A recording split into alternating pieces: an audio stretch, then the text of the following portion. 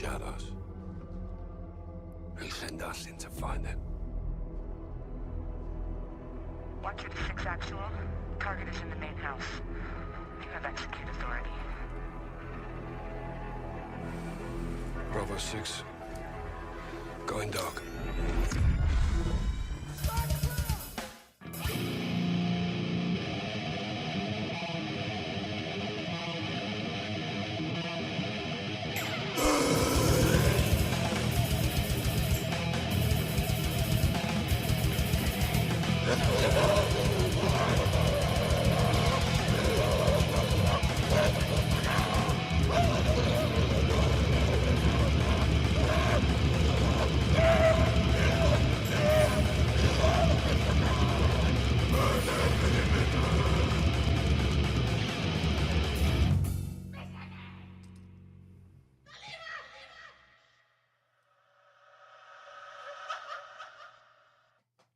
Oh boy, how's it going, everybody? Hopefully you can hear me. All right, we're live all over the internet. We are live on Trovo, dlive, twitch.tv, YouTube, and of course Facebook. And shout out to the Rumble homies. Again, we're live all over the place. We're even live on kick.tv or whatever the hell that website's called. For those who want that audio-only experience, links in the description. I'm on Google Podcasts, Apple Podcasts, and Spotify, and also anywhere else where podcasts exist. Really happy about that. The links in the description have been updated. If you want to support the show, you can sign up for $2 a month on Locals. All that money goes to supporting the channel. All the content is free. And if you want to circumvent all the BS fees that come with donating via Super Chats, Cash App, link in the description. Happy Thanksgiving. It's the week of Thanksgiving. It's a really wonderful time of the year, in my opinion. My birthday is in November, so it's a great month. I've been having a really good time. I've been busy as hell. I finally get some days off, and today is technically my Friday, even though it's a Tuesday in November in 2023. But, it's Tuesday, but we're going to act like it's Saturday night. So, cheers. We're drinking... I don't even know how to say this. It's a Merlot. I'm not the biggest fan of Merlots, but it'll do. It'll do for tonight. So yeah, everybody, if you're in the chat on Rumble or anywhere else, let me know. Let me know what you're thankful for. You can tell Gio got off his bike. I know, right? Yeah, I've been on the bike all day. Do you ever take Nate for a ride? I should take Nate for a ride, but I'd be worried that he would just like fall apart, because I go so fast. That would be disastrous. All right, give me a second, guys. By the way, I'm going to be joined by Spencer later on. He's been dealing with some drama. We'll probably talk about that on the show. It involves crazy women. I don't know her, but I know Spencer, and he's a good lad. But nonetheless, there's some life lessons to be had with the things that are going on with him. We're not going to be diving too much into politics tonight. There's really nothing going on. It's like, yeah, the elections are bullshit. The election cases in Georgia, Arizona, they got some legs, man. Oh, I knew they had legs, but now, we're at a point where people, mostly the tolerant left, were saying, there was no cheating in 2020. Then they were like, well, maybe there was cheating in 2020, but it wasn't enough to change the result of the election. And now we're at a point where they're like, okay, maybe something happened in 2020, but it's a good thing. No, it is not a good thing. It's a terrible thing what happened. Just look where we're at. It's so goddamn awful. This country, the state of the country. I can't even afford heat. I'm wearing like multiple layers. I've been busy. Putting the show together and whatnot. All right, so I hope everyone's going to have a wonderful, let me set this to the side. I hope everyone's going to have a wonderful time this holiday season, more specifically Thanksgiving. I'm going to be with my family, and I'm going to be doing some Black Friday stuff. It's going to be exciting. I'm not one to consume product, but I need new lenses for my glasses, so it's like a medical necessity. I even wanted to buy some clothes, but I'm just like, dude, I have so much clothes, dude. I literally have like a mountain of clothes behind me that's like clean, and I just haven't been able to put it away because I've been working so damn much. But finally, I got a few days off. I'm going to have the holidays off, and it's much needed. It's going to be fantastic. Shout out to everybody who's going to be working, and, they're making those hard sacrifices for the family and whatnot. Damn. So let's see if there's any funny bookmarks that we can go get into that may not fit in with the flow of the show. Let me see where my bookmark's at. Yeah.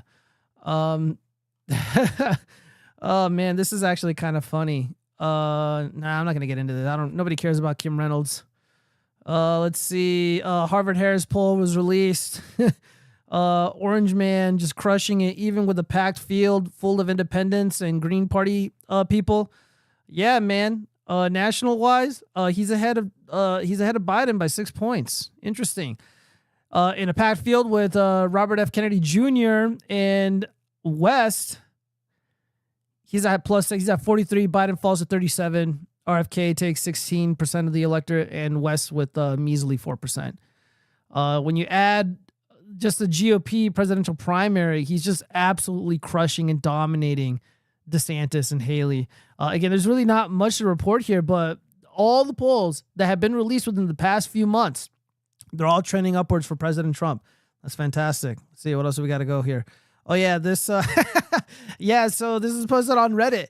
A crowd watching the beheading of Hayham Hussein, who was found guilty of listening to Western music. And for the audio-only listeners, is a young man bowing down, facing the ground. And it looks like he's going to be beheaded by somebody wearing all black with holding a machete. Now, this is posted on Reddit, so a lot of the comments were being removed. Who knows what they were saying? But my opinion, based. It's like, oh, dude, you're listening to Lizzo? Whack. Whack. Oh, dude, Billie Eilish? Whack. Whack. Or even worse, Oliver Anthony, just like you hear like some dorky kid in the room and you hear, it's like, what the fuck are you listening to, boy? Whack. Whack. So I'm all about this. Dude, I saw this and my ears perked up. Dude, I'm about to convert to Islam. I'm gonna be up there with Sneeko and Andrew Tate. All right, what else do we got here? Oh, Dream, that YouTube douchebag, the Minecraft streamer Dream.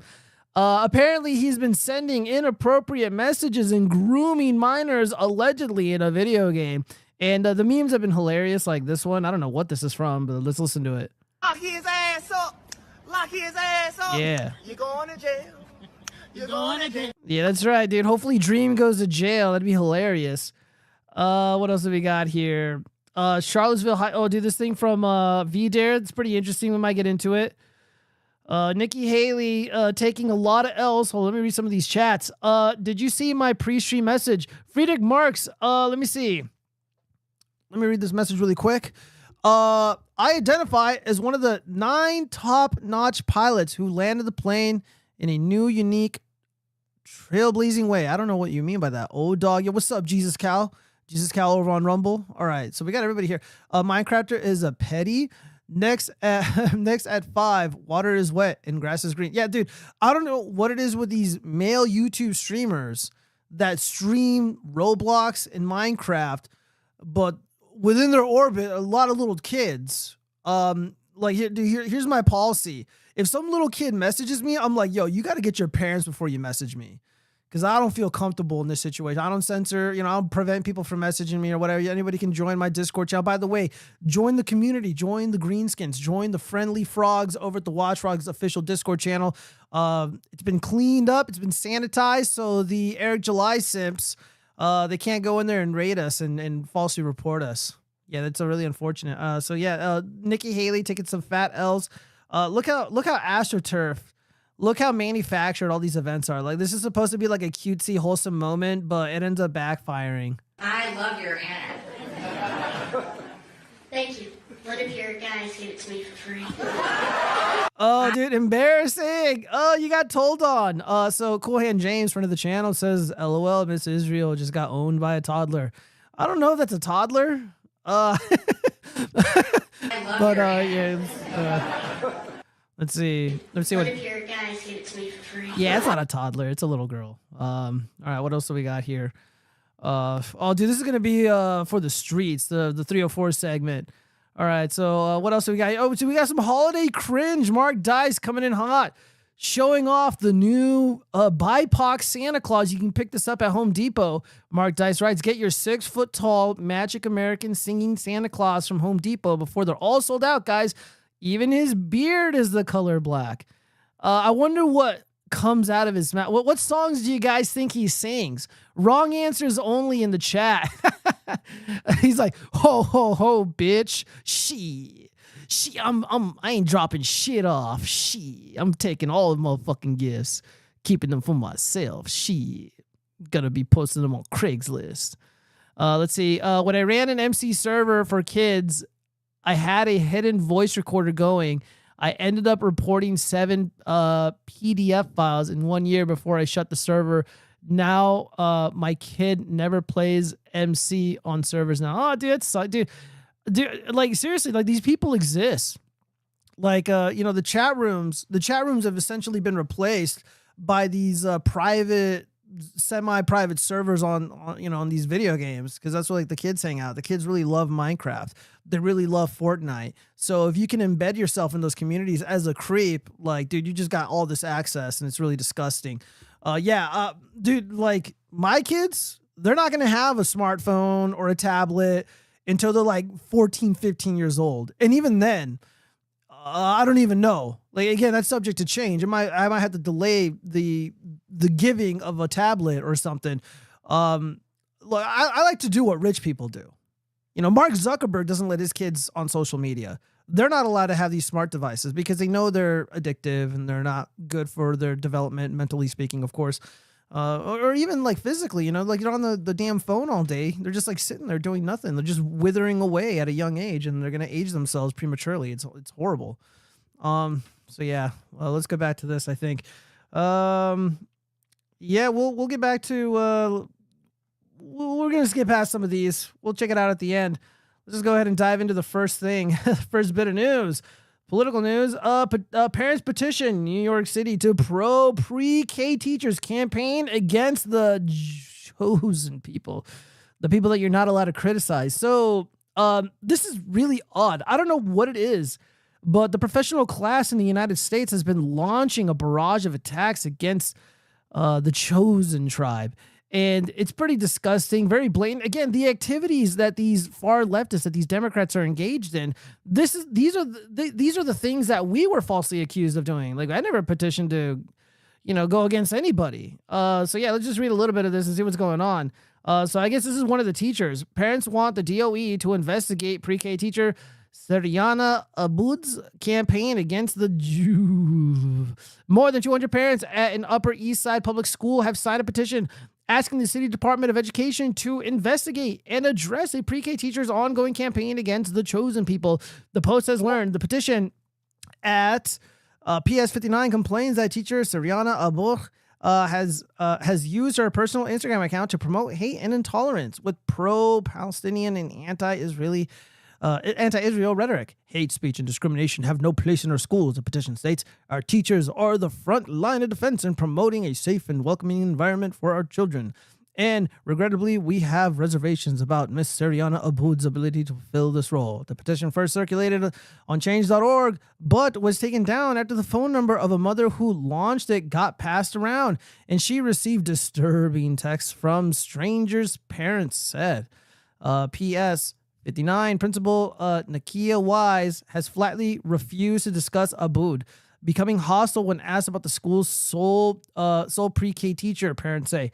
Is she able to teach Jewish children? I don't even like to say the J word because I don't know if I'm going to get banned or flagged for hate. So I'm just going to say J. When I say J, you guys know what I mean. So is she going to be able to teach the J children without her internal biases coming forth? Does she bring this up in the classroom? What is she telling them? What does she teach them about this, if anything? A mom asked. Yeah, this is a problem. Yeah, so Nakia Wise looks really stupid and incompetent. I don't know how people like this end up becoming principals, but if somebody was preaching and espousing hateful rhetoric on the internet, I don't know if I would want to have them employed in my school. She has very strong opinions, so how does that not bleed into her perception of the J kids in the class? Staffers at PS59 first raised alarms about Aboud's early this year when she posted crude drawings of noses outside her classroom under the handwritten words, "Why do people have different noses?" Fuck, man. Several students posted answers such as family, ancestors, and where you are from. That's a very odd assignment to give to kids. A note signed Siriana pre-K stated, I think it's based on your ethnic identity. In art, we learn that you can often tell ethnicity from the bridge of your nose. Dude, again, what this teacher is doing is like infinitely worse than anything that was said at the Charlottesville peaceful protest. This is unbelievable. So Jay Stafford's complained that, okay, so you guys get the point. This is hilarious. Again, stunning and brave woman. I mean, she's kind of cute. Let's see. A DOE spokesman said a bulletin was removed in October 2022 and reflected lessons and self-portrait artwork from All About Us, a standard unit in pre-K curricula.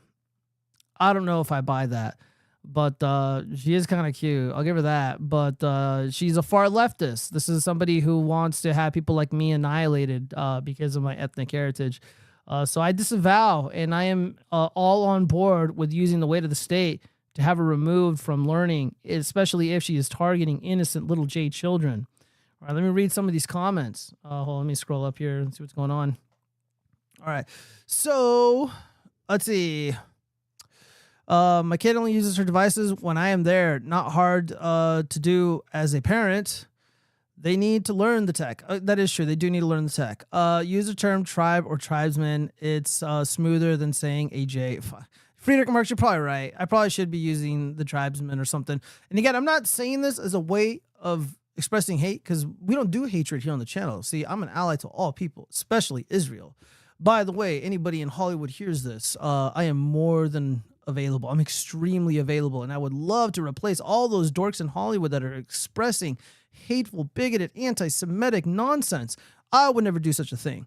We're going to get into that later. So, in other news, Arnold Schwarzenegger, Magic American, rejects Biden. Trump seeks new blood for 2024. First off, I don't really care what the former governor of California has to say about anything. I mean, this is the guy who said verbatim in video, as clear as day, that, screw your freedoms.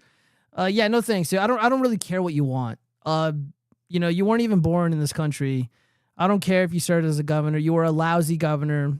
You're a has-been actor. You had your heyday was in the 90s. It's time to hang up the hat. Yeah, let's apply this new blood standard for people with valid opinions, with good opinions. A public intellectual, Arnold is not. Political reported that Schwarzenegger, Magic American, believes people seek a fresh and dynamic approach to leadership because the issues are intricate and substantial.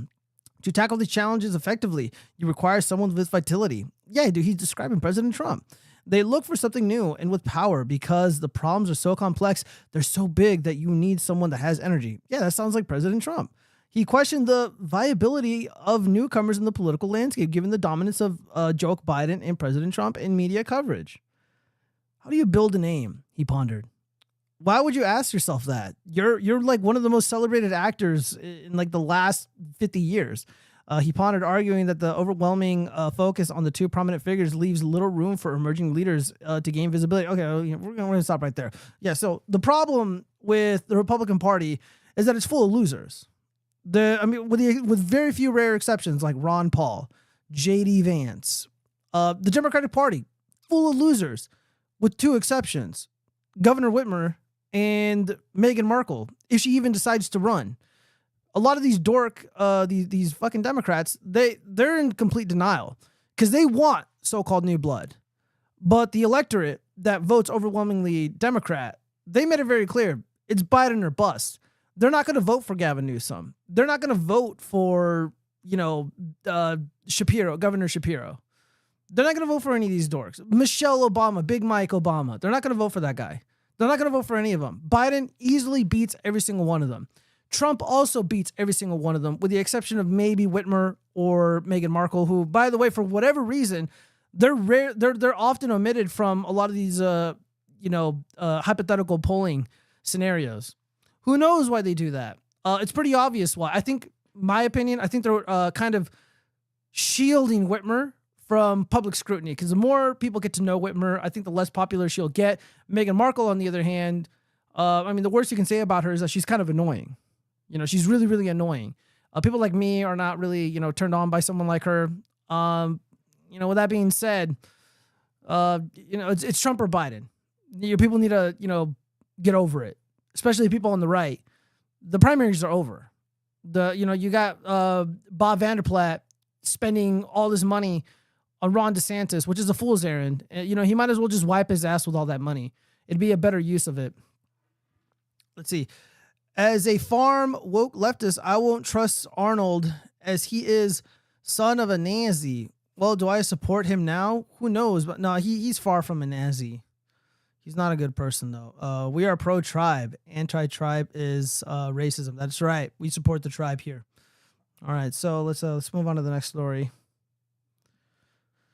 All right, I'm probably gonna have to reference this later on, but the UN, or I guess all these NATO nations, they actually compiled a really great list of things to look for when you're trying to uncover rigging, when you're trying to uncover shenanigans afoot. Again, having worked for one of the largest election departments, I actually agree with this list. So the BBC, no, not that one, get your mind out of the gutter. Vote rigging, how to spot the telltale signs. Too many voters. Wow, that sounds like that happened in 2020. A high turnout in specific areas. We saw high turnout among retirement homes, among assisted living homes. These people are under power of attorney. They can't vote themselves. Many of them end up deceased, but they end up voting somehow anyways. So when you get a high turnout or even high turnout in, universities, it's very unusual activity. A large number of invalid votes. Gee, that sounds like 2020. Sounds like 2022. It sounds like Pennsylvania just a week and a half ago. It's like, where the hell are all these votes coming from? Can we look at the signatures? No. Can we cross-reference the voter rolls with the ballots that have been received? No. Can we look at anything? No. All right. Large number of invalid votes. More votes than ballot papers issued. What is going on with this? We saw a lot of this in 2020, of course. In the middle of the night, around 1 a.m., maybe midnight, Trump was ahead in the Rust Belt, Michigan, Wisconsin, Pennsylvania, by like hundreds of thousands of votes. And the election was pretty much done. It's over. And then all of a sudden, all these votes just kept coming in. Dude, the guys at the decision desk, Richard Barris, they're like, what the hell is happening? Like, this race has been called. It's done. And then they undid it. And then they got the desired result. So remember, we're going to be mindful of this. Results that don't match. This does not need further explanation, but you guys get the point. Delaying in announcing the results. Wow, this happened in 2020, 2022. It happened here in my own state, in Nevada. This happened all in all the Rust Belt states. It happened in Arizona. What else do we got? Yeah, that's basically it. So these are the telltale signs, you guys, of election rigging. All right, let's see. Oh, I got to take a swig of this delicious wine. Voting is safe and secure. I was told this. My granddad never vote till after we cremated him. Since then, I tell him every night to stop voting Democrat. Oh, dude, you got to tell your deceased grandparent to quit voting for these wacky Democrats. Look at all the inflation. Let's see. Let's move on to the next one. Oh, what the hell is this? Well, let me get rid of this ad. I apologize in advance. Should America keep celebrating Thanksgiving? Oh, dude, you want me to stop? Yeah, good luck. Sean Sherman argues that we need to decolonize Thanksgiving, while Chase Iron Eyes calls for replacing Thanksgiving with Truthsgiving. Yo, if anybody would ever came around here saying, yo, happy Truthsgiving, I think they'd get their ass beat. I am proud member of the Ooga Booga Lakota Nation, born on the Pine Ridge Indian Reservation in South Dakota. My early memories of blah, blah, blah. Who cares? For many Americans, the image of Thanksgiving is one of supposed unity, the gathering of pilgrims and Indians at a harmonious feast. But this version obscures the harsh truth, one steeped in colonialism, violence, and misrepresentation. By exploring the indigenous perspective on Thanksgiving, we can not only discern some of the nuances of decolonization, but gain a deeper understanding of American history. The sanitized version of Thanksgiving neglects to mention the violence, land theft, and subsequent decimation of indigenous populations. Needless to say, this causes tremendous distress to those of us who are still reeling from the trauma of these events to our communities. First off, that was like hundreds of years ago. This is 2023. I mean, I don't want to be rude, but build a bridge and get the fuck over it. By the way, even if any of this happened, as you described, it's got nothing to do with me. I'm an American. I eat and speak American, and I'm not going to apologize for what my ancestors did. I'm not going to apologize for what my granddaddy did. And if you come around here saying truth's giving, there's going to be some problems. Happy Thanksgiving, everyone. God bless the men and women who came to this country and carved it out of nothing. And now we got iPhones, we got Pizza Hut, we got, F1 Formula Racing and all this other cool stuff. Yeah, they weren't doing anything with the land. You want me to feel bad for that? Kiss my ass. I do not think we need to end Thanksgiving. Dude, that's exactly what you're saying, though. Calling it something that it's not. But we do need to decolonize it. Yeah, there you go. That's coded language for replacement. Kind of like, we need more immigration because we need workers. That's code for replace the native population, replace them with other people from the third world. That means centering the indigenous perspective and challenging the colonial narratives around the holiday. First off, you're not going to see me challenging shit around the holidays. I got a job. I got a career. I got family to take care of. I got friends to spend time with. You think I'm going to have some boring ass conversation? Dude, some fucking nerd. There's like a family out there, and there's always that one cuck in the family who's trying to push this kind of shit onto them. It's maybe in the Netflix movie, maybe in a fucking Disney movie that'll fly, but not in this house. Not in this fucking house. Absolutely not. Let's get some gorilla emojis in the chat if you agree.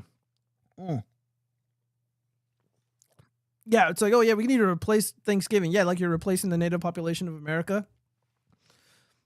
Hey, I was born here. I'm indigenous as far as I'm concerned. Let's see. I am Winggeeky of the Cry-a-Lot tribe in the bitch about lands. Okay, cool. I like that. I like that, Freedom Mars. We celebrate Thanksgiving not because the native lost. We celebrate Thanksgiving because the natives failed to be smart enough to make nuclear weapons. I know, right? All right, so we got some thinking emojis over here on Rumble. Thank you. I wonder what's going on hold on, let me check up on Facebook really quick. All right, Facebook is Gucci. Cool. All right, I'm gonna minimize that. All right, so anyways, yeah, we gotta watch out, guys, because they're not just replacing us. They're replacing our cherished holidays. Be mindful of that. Look at these fucking losers. Dude, you can cry all you fucking want. I do not give a shit.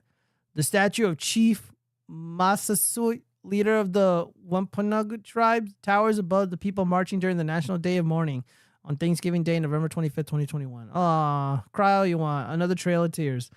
Yeah, dude, look, I'm not in favor of like horrible things happening to people, and I think celebrating like, wickedness and stuff is not good. But I just don't like this shit shoved down my face like I did something. Like I didn't do anything. I'm a proud Christian, I'm a proud American, and I love this holiday, and I like being with my family. You're not going to make me feel bad about it. You're not going to come into this fucking house, into my neighborhood, and shame me. Wag your fucking finger somewhere else. Yeah, take that finger and shove it up your ass. All right, let's move on, you guys. All right, viral photos show Las Vegas restaurants completely empty during Grand Prix. Oh, man. All right, I think this is an Outback Steakhouse. Oh, shit, hold on. Let me mute this before I get fucking copyright struck again.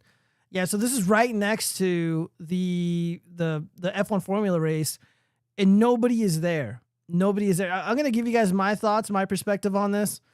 Oh, man. Dude, this is really sad to see. Yeah, I had some opinions about this, and I'm probably going to have to take a couple L's on it.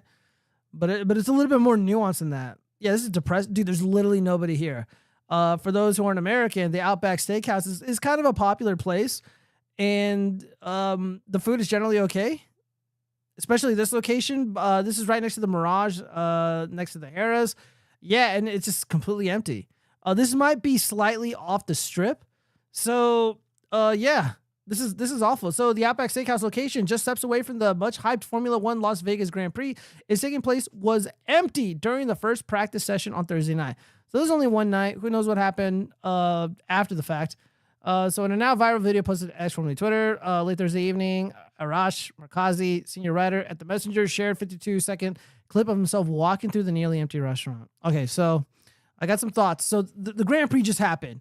Right now, as we speak, it is Tuesday. So most of like all the stuff that they built and propped up, it's either gone now and put away, or it's in the process of being removed. So traffic and the whole strip can go back to normal. So there's two things that I thought. I thought this was going to be great. Like I told people, my friends who worked on the strip, like, yo, chill out. I know traveling to the strip sucks ass, but you're going to like your company's going to hook you up. You're going to get paid overtime. You're going to get fat tips. And that is partially true depending on where you work. So apparently this little Outback Steakhouse is like slightly sort of off Las Vegas Boulevard, right off the strip, slightly off the strip. Apparently they saw no economic growth. They were completely empty.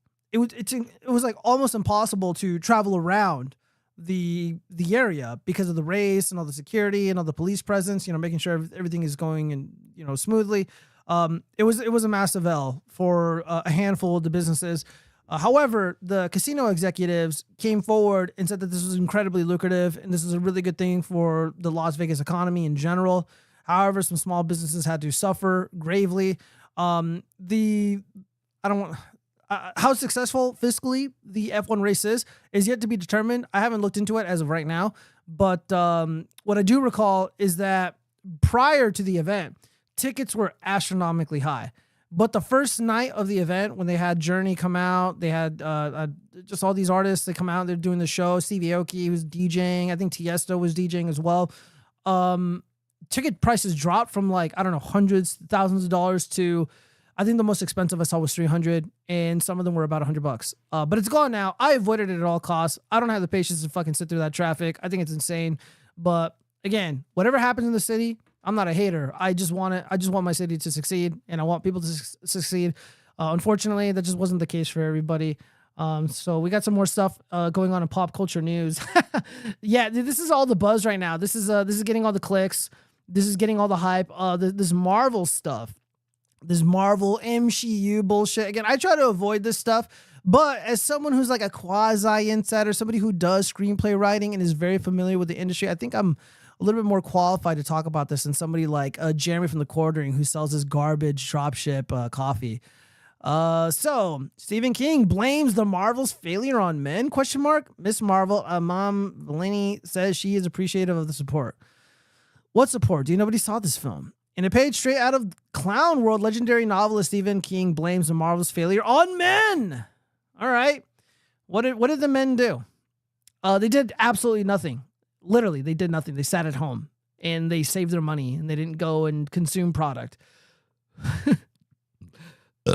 Excuse me. The Marvels is the worst performing movie in the MCU's history and also tied for the lowest rated. Okay. Since it's a huge failure, as I said, the blame game is being played. And of course, it's not on Kevin Feige or the studios, the director, the producers, the writers, or the actors. The blame is being placed on the fans. No, they didn't blame the fans. The fans showed up. They're blaming it on men. And it's not superhero fatigue. Also, as I said, the narrative being played out on Twitter is that men are to blame for the failure of the Marvels. The latest is from the 76-year-old Stephen King, or whoever may be running his Twitter account, who blames the fanboys, of course. Ironically, King himself may be one of those fanboys, as he admits he never watches Marvel movies and hasn't seen the Marvels. Oh, that's rich. I don't go to MCU movies. I don't care for them, King tweeted, but I find this barely masked gloating over the low box office for the Marvels very unpleasant. Why gloat over failure? People are gloating because the MCU seemingly abandoned its fans, and they abandoned all the cool and fun things that made the Marvel movies worth seeing back when they started making these superhero movies in 2008. So in a follow-up tweet, he added, some of the rejection of the Marvels may be adolescent fanboy hate. Yuck, girls. Dude, I'm going to be honest with you guys. Like, I know a lot of dudes. most of my friends these days are men. It used to be mostly women just because, you know, 'cause I'm a player, but not really these days. And yeah, dude, no one has ever said, oh, yeah, I don't want to see that because of women. Like, that's just not reality. In an interview with Yahoo, Amin Valeni, who rated the first Captain Marvel movie only 2 stars, oof, tells the site she is thankful for the support. Having Stephen King in anyone's corner is pretty awesome, she says with a smile. Ugh. Yeah, dude, like, it's pretty obvious that, like, all the celebrities are coming out and they're defending this movie. Dude, okay, Business 101. Business 101. You don't attack your customers. You don't attack potential customers for your failures and shortcomings. That's like Business 101. And this is a business. This is the Hollywood industry. You're trying to sell seats. You need asses in the seats to succeed. Well, this doesn't seem like a winning strategy. And this is actually something that has been repeatedly done before. The new remake of Charlie's Angels, they did this. They said men need not apply. Men didn't go. And then they blamed men. There was this movie, it was about rainbow men and rainbow bedroom fun. I think it was called Bros. And the guy who with the main lead, the main actor, the main so-called protagonist, he's like, oh, all you straight white males, take a hike. This isn't for you. All you Trump lovers, take a hike. You're not welcome. And then nobody saw the fucking movie. Nobody saw these movies. So we're gonna see a pattern of this behavior. We're gonna see a repeat of these types of events of this blame game, and it's pretty pathetic to see. Well, I know I mentioned that like the whole Hollywood figures, the amount of money that these companies make is kind of pointless, right? It's pointless to really highlight them because Disney, for example, is partially subsidized by the United States government. However, optics does matter. And when people start realizing that no one is seeing these things, which is what we're seeing now, Hunger Games failed, this movie failed, people aren't seeing these, but they keep making these garbage movies. Where the hell is the money coming from? People are going to start asking questions. This is why they're panicking. People are going to start, regular humans, regular American citizens who pay taxes are going to start wondering, what is going on here? That's where the real drama's at. That's why there's so much panic and turmoil and finger wagging in Hollywood right now. It's because of this specific issue. They got to be able to sell it. This is why the Democrats are panicking over Joe Biden. He can't sell it anymore. General Nutsacks, happy truth giving. You take that back. You delete that comment right now. All right, we got gorilla emojis in the chat. Thank you for that. We celebrate. I already read that. Let's see. Thanksgiving, the time when taxes were in the single digits. I know. The Never Happy Tribe stands with the Cry a Lot Tribe. Dude, I don't even know if I can read this. Why won't men eat my shit? Burnt Goyslop Media. They are the old Goyslop. Must be men. You know who else has got who's getting in on the hate? The Onion. They posted this very unfunny article. Look at this fucking boomer garbage. Dude, imagine attacking men. Imagine attacking men for refusing to see a movie.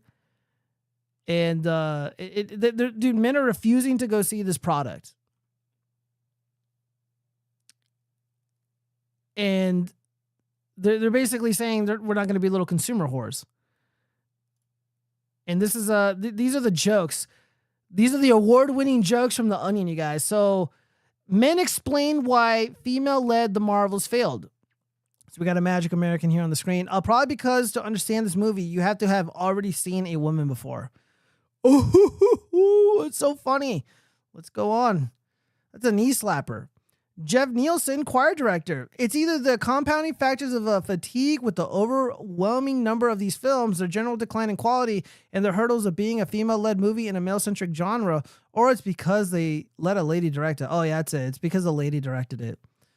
Again, I don't see any of this hate or animus towards women. I just think that's manufactured, especially in cinema. People generally don't want to watch something because it's bad, and these superhero movies are just trash. I mean, I know Cheese likes them, but Jesus. Jerry Cahoot, graphic designer, writes, how do you even know they are women when at no point in the movie do you ever see their genitals? Wow. That's another knee slapper. Let's continue with these. Okay, so Arnold Banks, farmer, of course, is an old white man. I had no problem with the idea of a female-led Marvel movie if the heroes were all homemakers. Aha, this is so funny. Yeah, dude, this is The Onion, guys. Onion used to publish some really funny stuff. Now this is them in 2023. Bob Iger, CEO. I don't like that kind of mindless drivel. Okay, that's kind of funny. We're going to get into Bob Iger later. Ken Fisher, hotel manager. Movie studios need to understand that men don't want to watch MCU movies with women in them. We want nature documentaries about baby animals. Okay. I don't know. You guys let me know if this is funny. It probably failed because they never showed up to their casting couch date. You know, I have a feeling they might have. Let's see. The female voice is actually imperceptible to most audiences, so that may have made the plot a bit difficult to follow. Oh, yeah. Says this is Caleb Simmons, audio technician. Oh, yes. It's because men are so stupid and they're just incapable of listening to women. Ha, ha, ha, ha. Dude, these are jokes like not even high school version of me would make. Scott Norman, student. Chungking Express is currently streaming on HBO Max. How are they supposed to compete with that? I don't even know what Chungking is. Is that racist? I apologize if it is. Wendell Curtis, day trader. I don't think the problem is so much that it's women, but more that the women are of different races.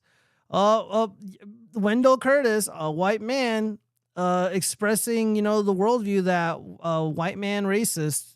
They didn't want to watch the movie because women BIPOC or something. Holy shit, this is stupid as hell. Damian Weber, policy aide. In the comic books, Carol Danvers was a man. Yeah, that might be one of the reasons.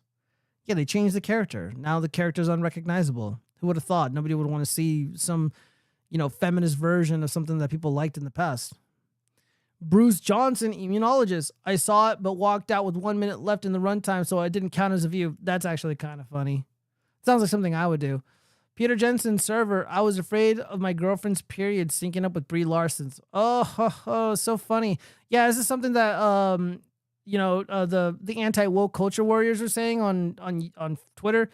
They posted that image of all the Marvel dorks standing around, and they're all like using their superpowers, and people were pretending that meant that their periods were syncing up. I don't know, dude. People just make up all kinds of nonsense. I'm gonna read one more of these because this is painfully unfunny. Alex Fattinger, novelist. Personally, and I hope this doesn't seem overly critical, I just found the superheroes bumping their pregnant bellies together at the end of every scene is a little distracting. All right, so he's calling them fat, so that's actually kind of funny. I endorse that. Yeah, these are bad. These are so unbelievably terrible. But the overall point is the movies were so terrible, The Onion couldn't even bother writing clever, funny, witty jokes as to why men did not go. Okay. Let me read some of these comments before we continue. No, it probably failed because they never blah, blah, blah. No, and I'm just trolling. Haha. Oh, okay. No, I'm messing with you, General Nutsack. I'm not mad. All right, so men didn't show up. You know who else didn't show up? The director, Nia DaCosta. This is from the Hollywood Reporter. Why Marvel's director, Nia DaCosta, bailed on the cast and crew screening. Really? This was supposed to be a star-studded event. A milestone for women. This was their night. The director, Nia. She couldn't go. She couldn't be bothered to be there. Let's hear what horseshit excuse this woman has for abandoning the film. The cast of box office beleaguered the Marvels. Couldn't even attend its own cast and crew screening held November 8th. So that was this month of 2023 at Westwood's Fox Village Theater. That's because the screening began at 7:30 p.m. Okay, that's relatively early. But even though the actors' strike ended that night, SAG-AFTRA members had to wait until 12:01 a.m. That's a cope. Before they could participate in studio events. That's a massive cope. I don't believe that for 1 second. That's BS.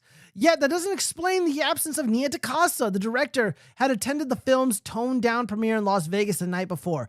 But, according to miffed Marvel staffers grumbling at the November 8th screening, DaCosta opted to ditch the cast and crew screening for a birthday party instead for herself. Marvel's executive producer, Mary Lavanos, introduced the film in DaCosta's absence. Embarrassing. Yeah, why are you shaming men for refusing to see this piece of crap? The director couldn't be bothered to be there herself. The actors, the women, the stunning and brave women who were in this film couldn't be bothered to be in this film. They couldn't be bothered to attend these events and to promote this. A rep for DaCosta responded that it would be quite disrespectful and upsetting to suggest Nia has anything other than adoration for her creative team. Ha ha ha. According to the rep, DaCosta had not been invited to the cast and crew. Dude, I don't believe this. Only when she invited some crew members to her birthday party did she learn of the screening, and by then it was too late, the rep says. Yeah, that's a lie. That's a fucking lie. Nia would have been there, the rep continues. She would do anything for her cast and crew. The cast and crew that wasn't going to be there in the first place because of some stupid strike. DaCosta is now in London in pre-production on her next film, Hida, an adaptation of blah, blah, blah. Who cares? Look at this. Look at this fucking woman. This woman is shaming men. Western men who are tired of all this feminist nonsense. They're tired of being told that we're bad because we refuse to waste our money to see these stupid, low-effort films. These garbage, nothing films. And they shortened it down. It was like 2 hours and something, like 2 hours and 30 minutes long. And they shortened it down to like roughly an hour. That's still way too fucking long. Onion got the female rights staff for those jokes. Oh yeah, dude, they got, they got the women writers in there. They for sure got the women writers in there. Dude, I can't even force a laugh. I honestly couldn't even force a laugh. It was so terrible. But this gets more interesting. So the little Pakistani woman, the stunning and brave woman over here on the left-hand side, she's the little short girl. Iman Vellini says the Marvel's flopping at the box office is for Bob Iger to focus on, not her. What's the point? ? That has nothing to do with me. You know, she's not wrong. A lot of people want to throw stones at her and stuff. She's not wrong here. However, I do have an interesting perspective on this. Let's just read a little bit of this really quick. The Marvels is shaping up to be the biggest box office flop in the history of the Marvel Cinematic Universe. But that's no concern for star Iman Vellini.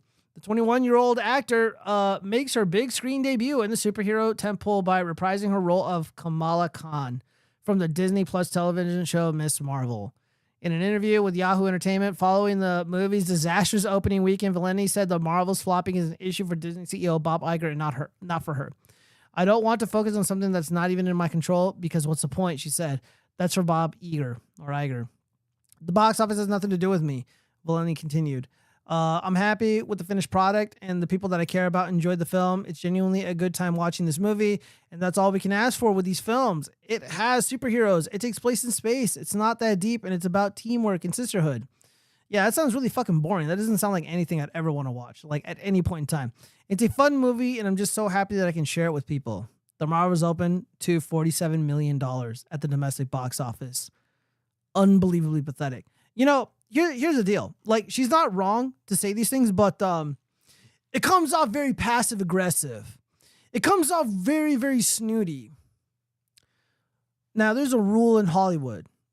No matter how dog shit the film that you're in is, you don't shit talk the guy who runs the company. You don't shit talk the director, the people in production, a writer, maybe some shot caller in the industry who may have been loosely tied with the project. You don't call out anybody. You don't even make fun of the crew behind the camera. To say shit like this, it's essentially the end of your career. Now, I don't know about you guys, but I don't know who the fuck Iman Vellini is. I've never heard of this girl ever in my life. And then one day, the Ms. Marvel's Disney Plus show for idiots came out, and that's all I've ever seen her in.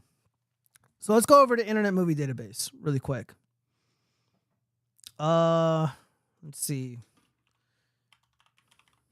Oh, whoa. I gotta wake up my All right. So we're over here on the Internet Movie Database. Now remember, this woman, Eman Vanelli, or whatever her fucking name is. Where's the Marvels at? Where's this stupid shit at?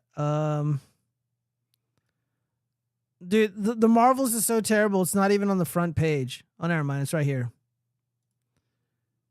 We're gonna look up this specific actor, Eman Vanelli.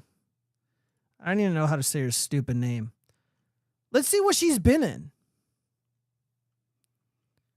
All right. So she's only been in 3 works. So last year in 2022, she was in that shitty Miss Marvel show. She was in Avengers Quantum Encounter. I don't even know what that is. Apparently it's like some kind of short video. And then of course this year she was in the Marvels. That's all she's ever done. And all these films are just not even that well rated. She's got one upcoming project. That's in the year 2027. Avengers Secret Wars, which is currently in development. You guys want to know what happened? Let me tell you what happened. So, Eman Vanelli, she's one of these diversity hires, right? They got to push diversity, inclusivity, racial harmony, and all this other bullshit. So they got this little girl. She's like 20 years old or whatever. They're like, all right, you're going to be Miss Marvel. You're going to be silly. You're going to be jumping around. You're going to be doing backflips. You're going to fart all over the place. And it's going to be cute and funny and endearing. And you're going to like attract the, people to, be pro-diversity or something. Well, that didn't really pan out the way that they thought. The show sucked. The movies that she's in suck. And she's not going to be in anything until 2027. Her talking shit may have had something to do with it, but I have a feeling that she saw the writing on the wall, and the people who called the shots in Hollywood saw the writing on the wall, and people are just, they don't have the patience for this stuff anymore. She couldn't set the world on fire. They're done with her. Her agent probably told her, there's nothing left for you here. It's over. 2027 Avengers Secret Wars, that's it. And who even knows if that's going to happen, given the turmoil in the horrible place America is in right now. Given the financial position that Disney is in right now. Who knows what's going to happen? So she lashed out and she's talking shit about Bob Iger, who's probably his foot's out the door as well over at Disney. I don't know. I heard something about a hostile takeover. Someone wants to buy Disney. Who knows? It's not looking good. That's what happens in the industry when you talk shit. Political example. Gavin Newsom's wife. She wanted a break in the industry. She willingly made love to Harvey Weinstein. Allegedly, in my opinion, she allegedly willingly made love to him. Of course, she calls it something else. And maybe this makes me sound bad, but I just don't believe her story. She was promised roles. She was promised a future in the industry, and it didn't materialize. What happens when a woman is scorned, like Eman Vanelli or Gavin Newsom's wife? They lash out. They point at someone like Harvey Weinstein. He raped me. Eman Vanelli points at Bob Iger. This is his fucking problem, not mine. That's what I see. I don't know. You guys let me know what you think. I think that's what's happening here.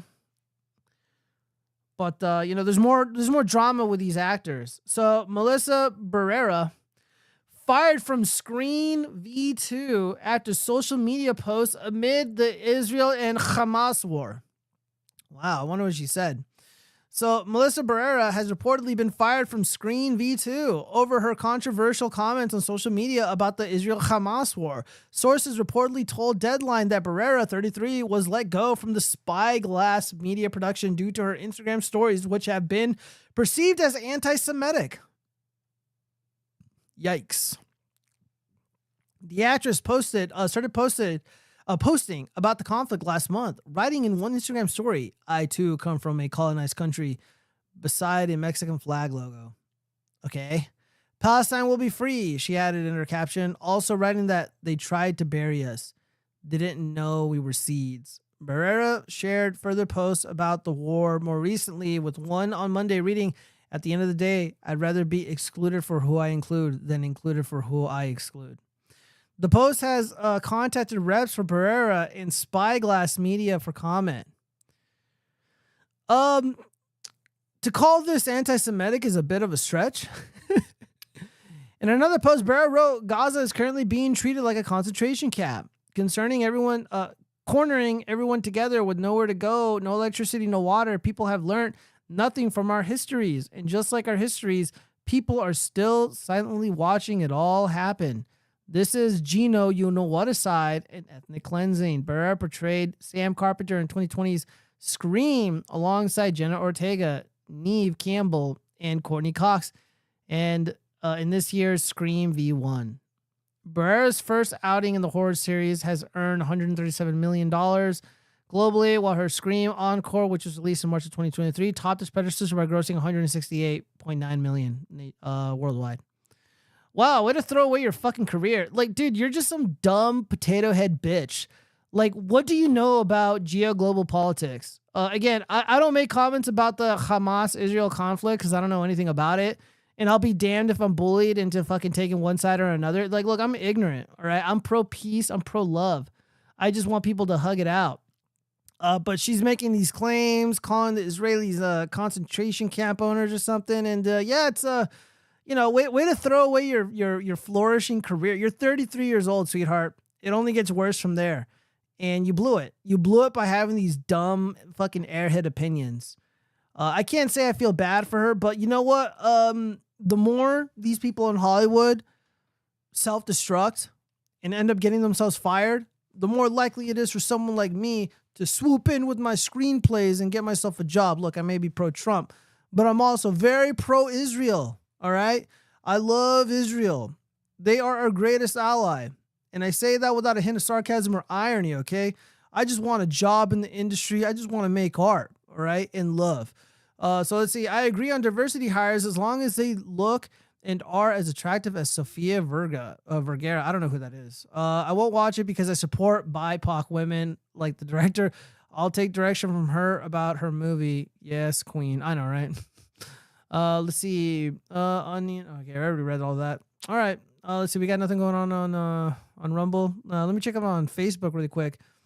I got to find a way to link the comments on Facebook. Okay, we're good. Let me go ahead and minimize that. Yeah, happy Thanksgiving, everybody. Gio has just confirmed that he would bend over on the casting couch. Whoa. No one said anything about a couch. No one said anything about a couch. All I'm saying is I'd be a good little goyim. That's all I'm saying. Look, dude, I spent years writing these screenplays. I'm writing a book off of one of my screenplays. And it's going to be a lot of fun. It's going to be awesome. And look, if somebody comes along, it's like, look, man, you might have to bend the knee in this conflict. We're going to make you pick a side. I'm like, dude, I'll pick that side. Just give me the job. And I'm yours. Come on, Gio. It's a leather couch, just like your jacket. Oh, fuck. I disavow where this conversation is going, AC. All right. So let's see. What else do we got here? We got one human interest story. All right, where's my cursor at? I lost it. All right, here we go. All right, gang of violent monkeys killed 10-year-old boy in India. Man, I just hate when these monkeys kill innocent little kids. I mean, these monkeys are out of control. Look at these monkeys. They're stealing stuff from the store. They're literally stealing stuff from the store. Dude, they're climbing all over everything.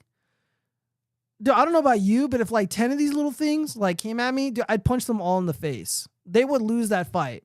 I'm just like way too... Dude, this monkey is literally shitting on the floor. Oh my God. I disavow these monkeys. All right, dude, we need to put a ban on these monkeys until we can figure out what's going on. There's just too many of them. Look at that, dude. Why are they all over this place? And everybody just seems unbothered by the fact that these monkeys are invading this storefront. You know, they're killing little kids. All right, let's read a little bit more about these violent monkeys that are terrorizing innocent humans. A gang of violent monkeys terrorizing a town in India struck again, killing a 10-year-old boy by ripping out his intestine. What the fuck? Ugh. I don't even know if I'm allowed to read stuff like that. Deepak Thakur, it's kind of a cool name, was playing with friends in the small village of Salki when he was attacked by what has become a notorious gang of monkeys. with one of the animals digging his claws into the boy and tearing out his intestines, according to a report from the Sun. Dude, this sounds like it's from like a movie, bro. This sounds like some horror movie shit. This is like from like the new Saw X. It's like, yeah, dude, we're gonna play a game. You know, if you get the answer wrong or you don't do what I want fast enough, I'm gonna release this cage of pissed off monkeys, and they just like start ripping his dick off and like ripping out his guts. Thakor was rushed to the hospital after the attack, but doctors were tragically unable to save his life. His intestine was ripped out in the attack. He rushed back to his house and was taken to the hospital where doctors declared him dead on arrival. Oh, Jesus. The monkeys responsible for the boy's death had been on the run. Oh, dude, those monkeys always get away. I'm tired of these monkeys. And responsible for multiple attacks, with the officials saying the latest tragedy was the third attack by monkeys in the village within a week. Dude, we got to put an end to the monkey menace. Do greenskins rise up against these monkeys? Let's see. Vishal Shahari, a forest official in Salki, said officials have been attempting to hunt down what was described as a large troop of monkeys and have succeeded in capturing a few so far. Dude, I'm going to put together my own troops. We're going to march down there. We're going to take care of these monkeys. We're going to have a final solution for these filthy animals that are killing children and stealing things. The monkeys responsible for the boy's death have been on the run. I just read that. According to the report, dangerous encounters with monkeys are not rare in India. Dude, no one is safe from the monkeys, wherever they are. I mean, remember there was that monkey attack on the Oprah show? Dude, that woman, dude, her whole body was like ripped to pieces. There was like nothing left to her, but she somehow, dude, I would just be like, kill me. Just end my life. Like, you can't trust these monkeys, dude. You got to keep them away from you. Like, don't allow them to be near you or your family. Earlier this year, a 3-year-old boy was abducted by a monkey that carried the child up a cliff. In that case, police went on a multiple-hour search and were able to locate the child and say, oh, okay, so the monkeys only kidnapped the kid, but they didn't hurt the kid. All right, so I guess those monkeys were, like, benevolent. All right, guys, so that's enough of this monkey shenanigans. All right, so let's see. Monkey magic. Oh, boy. Is this Magic Africa? Oh, no, this is India. These monkeys they're Indian monkeys, I guess. All right. So what else do we got here? All right. Florida teacher beaten unconscious by a 270-pound student living off donations after being put on unpaid leave. You know what's funny about? I can't play this video because this woman gets just absolutely body slammed. You guys should be able to see it here on the screen.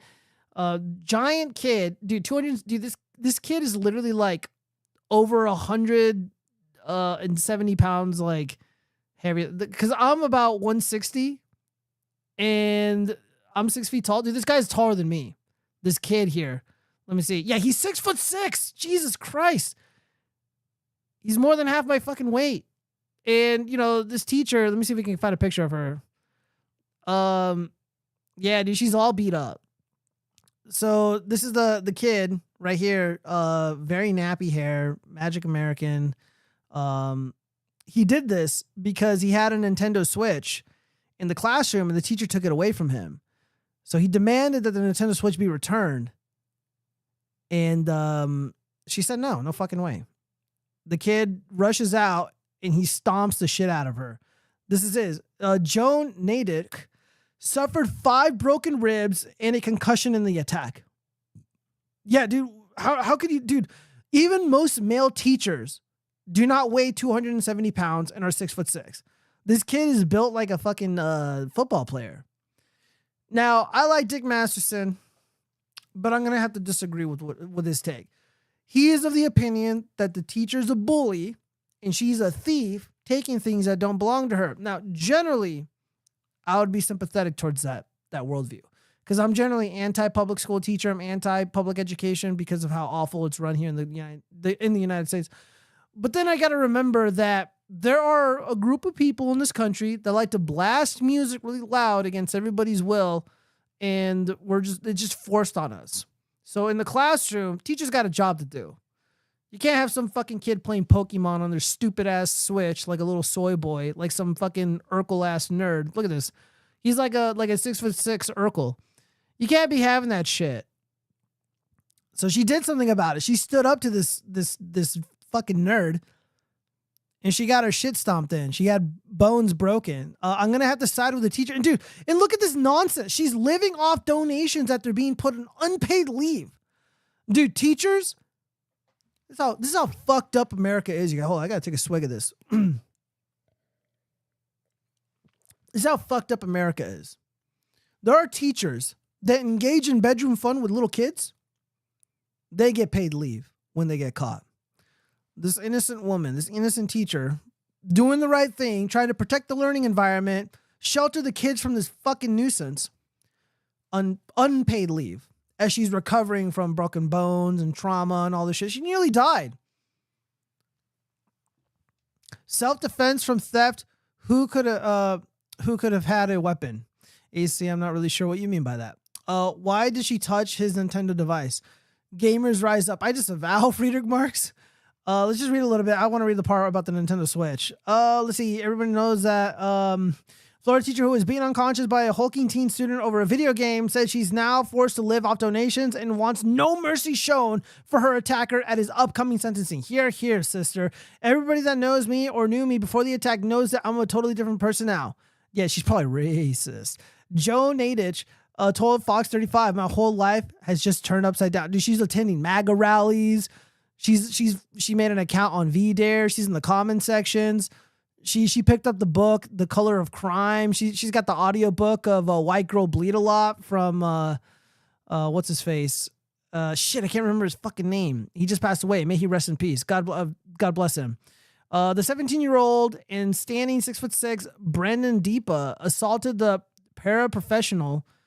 The fuck is a paraprofessional? Inside Matanzas High School in February, leaving her with 5 broken ribs, a severe concussion, and hearing loss.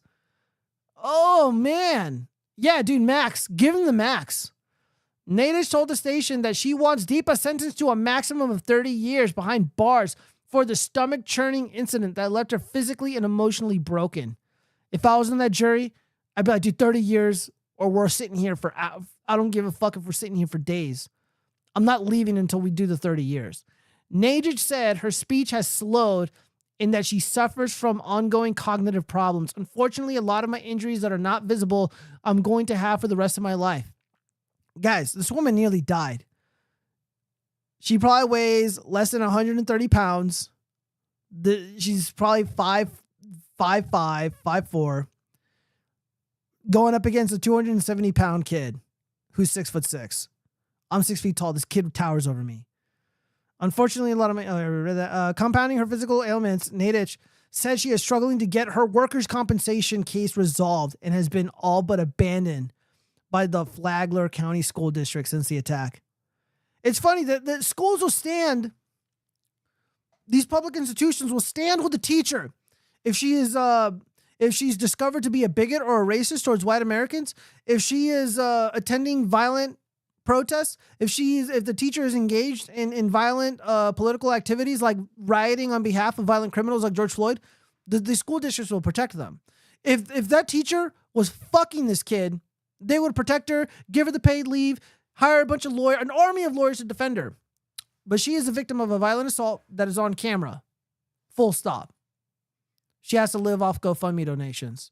She goes to the doctor. The doctor asks, how do you plan to pay for this visit? She goes, LOL. GoFundMe. Pathetic. Look at this. I mean, this doesn't even look that bad. It looks like she just got slapped around.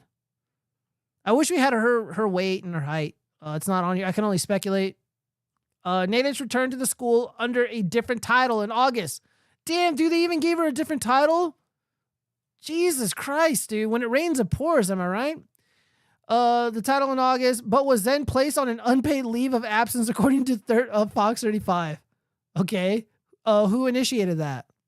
Without any steady income, she is relying on donations and assistance from the community to stay afloat. A GoFundMe account launched after the attack has far raised roughly $106,000. Dude, I'm tempted to donate to this, you guys. I'm not even fucking kidding. This is so egregious and disgusting. Well, I'd have to see how this woman votes first.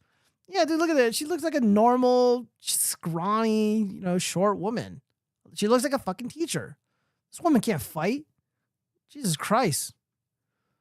Depa, who officials said has autism, became enraged after a teacher confiscated his Nintendo Switch. There it is. Without warning, he attacked Natish from behind, like a coward, like a pathetic, weak coward. Throwing her to the floor and raining kicks and punches on her back and head. The beating, which left her motionless on the floor, was captured on surveillance cameras and quickly went viral. Dude, it is by the grace of God that she survived this. He easily could have ended her life. Depp pleaded guilty to the attack last month, and Nadich has since refused to help his defense seek a lighter sentence. Dude, can you imagine being a part of it? Like, I get that that's the defense's job. That's why I couldn't be a lawyer. You know, I couldn't defend somebody who I knew was guilty. How could you go to this woman knowing that she nearly died and be like, hey, I know my client meant to kill you and bring about grave harm, but can you like help us out so he doesn't end up doing 30 years in prison? There's no fucking way I can ask a woman that. That's just way too much to ask for. Nadich told Fox 35 that she wants 30 years and is willing to take the stand to help ensure the outcome. Yes.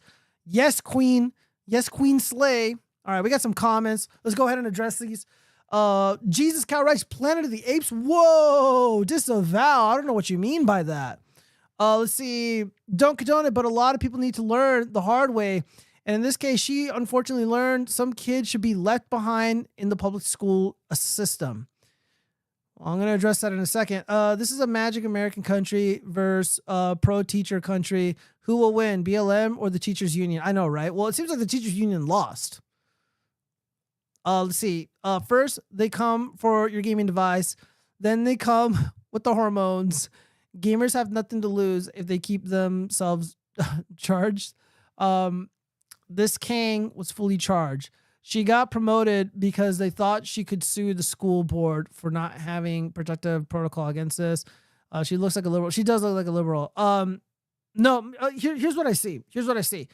They are fucking with her workers' comp. For those who don't know, in America, if you're injured and it's not because of something that you did, per se, like it's not your fault. Like, let's say I'm working at Costco and like a shelf was installed incorrectly and it falls on me and I break a leg or something.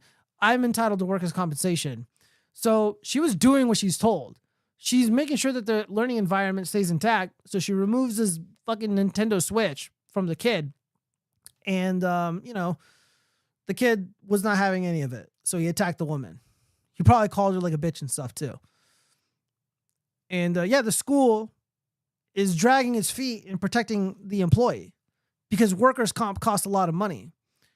You lose your hearing, you're cognitively slower because of a violent assault at the hands of a student. This woman is entitled to quite a bit of money. So that's why the school put her on unpaid leave. They're fucking with her. They want her to quit. They want her to resign. They want her to violate some clause of the employee, the public school employee contract, so they can terminate her with cause. The courtesy that they extend to teachers who engage in bedroom fun with children, they're not extending to this woman who did everything right. And AC, to what you said earlier, like, I get the kid is probably useless and he needs to be left behind. There's nothing you can do for him. You're probably 100% right. However, there's kids in that classroom that give a damn. There's kids in that classroom that deserve an education, and she did her best. Yeah, unfortunately, she looks like a liberal. However, she's gone through some changes. When somebody like this gets attacked, making jokes at her expense, I can do that all day. But I'm a kinder, gentler frog, and I am extending a green hand to our former liberal queens who are now going through a radical transformation.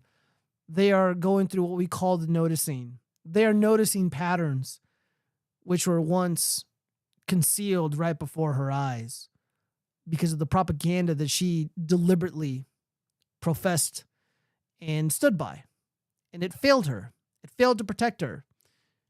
The illusion that she had about certain students, about the reality of violence in the public school system, and about the willingness of unions to protect their cherished public school teachers, it's all been shattered.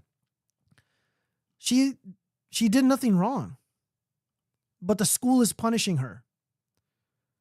The media, because of the racial composition of the attack and attackee, They're largely ignoring this, but people like me pick it up, and we're talking about this. And I mean, I hate to go all Scott Adams, but you know, if he was here, he'd just be like, just get the fuck away. If I'm a parent and I see this shit, like, yeah, dude, we're doing something else. I don't want my kids around this. I don't want to see my kid getting stomped to fucking death. Which is a story which we went over last week, where a young white boy, a good kid out here in Nevada, in Las Vegas, in my city, he's gone now. He got stomped to death by 15 people. 8 of these kids are already already locked up and charged. Gio is too kind. Give him 5 years. He will come to see. For now. She was doing her job, taking gaming devices and making sure you take the hormones and the feminist thinking. Great teacher who will tell. Look, we got Friedrich Marx. We got to give her the benefit of the doubt. You know what's funny about this? Like, I could actually tell you, share a funny story. This is about me. All right. So when I was in high school, I had a Nokia N-Gage QD. It's a little gaming Nokia phone. It was super advanced, super Gucci. Hold up. And I was using my phone during passing period. So the bell rang or whatever, and I go to my next class. So the bell, like, it takes like they wait 5 minutes for people to pile into the classroom. So I'm in there and I'm waiting for everybody to come in. Class has not started yet. This fat teacher, she comes up to me. She's like, Giovanni, give me your phone. You're not supposed to have that out. I'm not giving you my phone. I just got here. You're not teaching. The fuck? Go do something else. She's like, give me your phone right now. I'm taking it. Your mom can come get it. I said, no. You're not going to have it. She's like, if you don't give me your phone, you got to go to the dean. So the deans is like, you know, like the enforcers of the rules in schools here in the U.S. Like, you don't got to even write me up. I'll go right now. Grab all my shit and I go. So I'm sitting in the office. And then some fucking dickhead sports director, who's also like a dean. He's one of the little law enforcers of the school. He comes up to me. He's like, what's going on, man? He's like, this fucking fat bitch wants my phone. I said, no. Like, look, you can't have that phone out in class.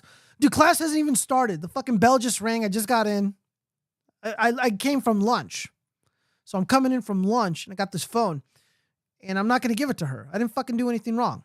He's like, give me your phone now. I said, no.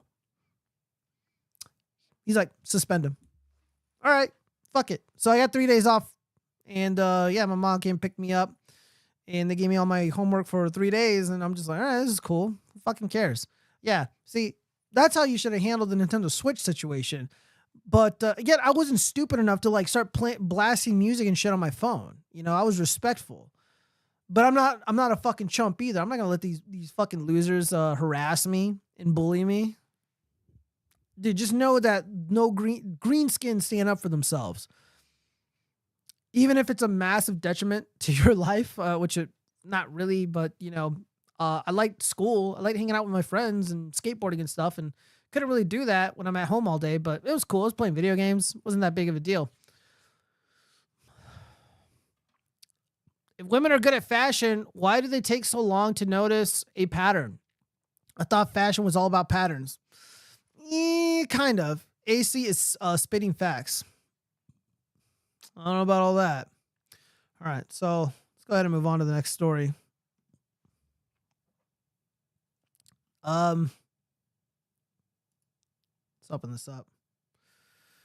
Yeah, so on the topic of Magic Americans and getting the max, 3 out of 4 Louisiana teens who carjacked and dragged a 73-year-old grandmother to her death will serve only 15 years in prison after striking a plea deal.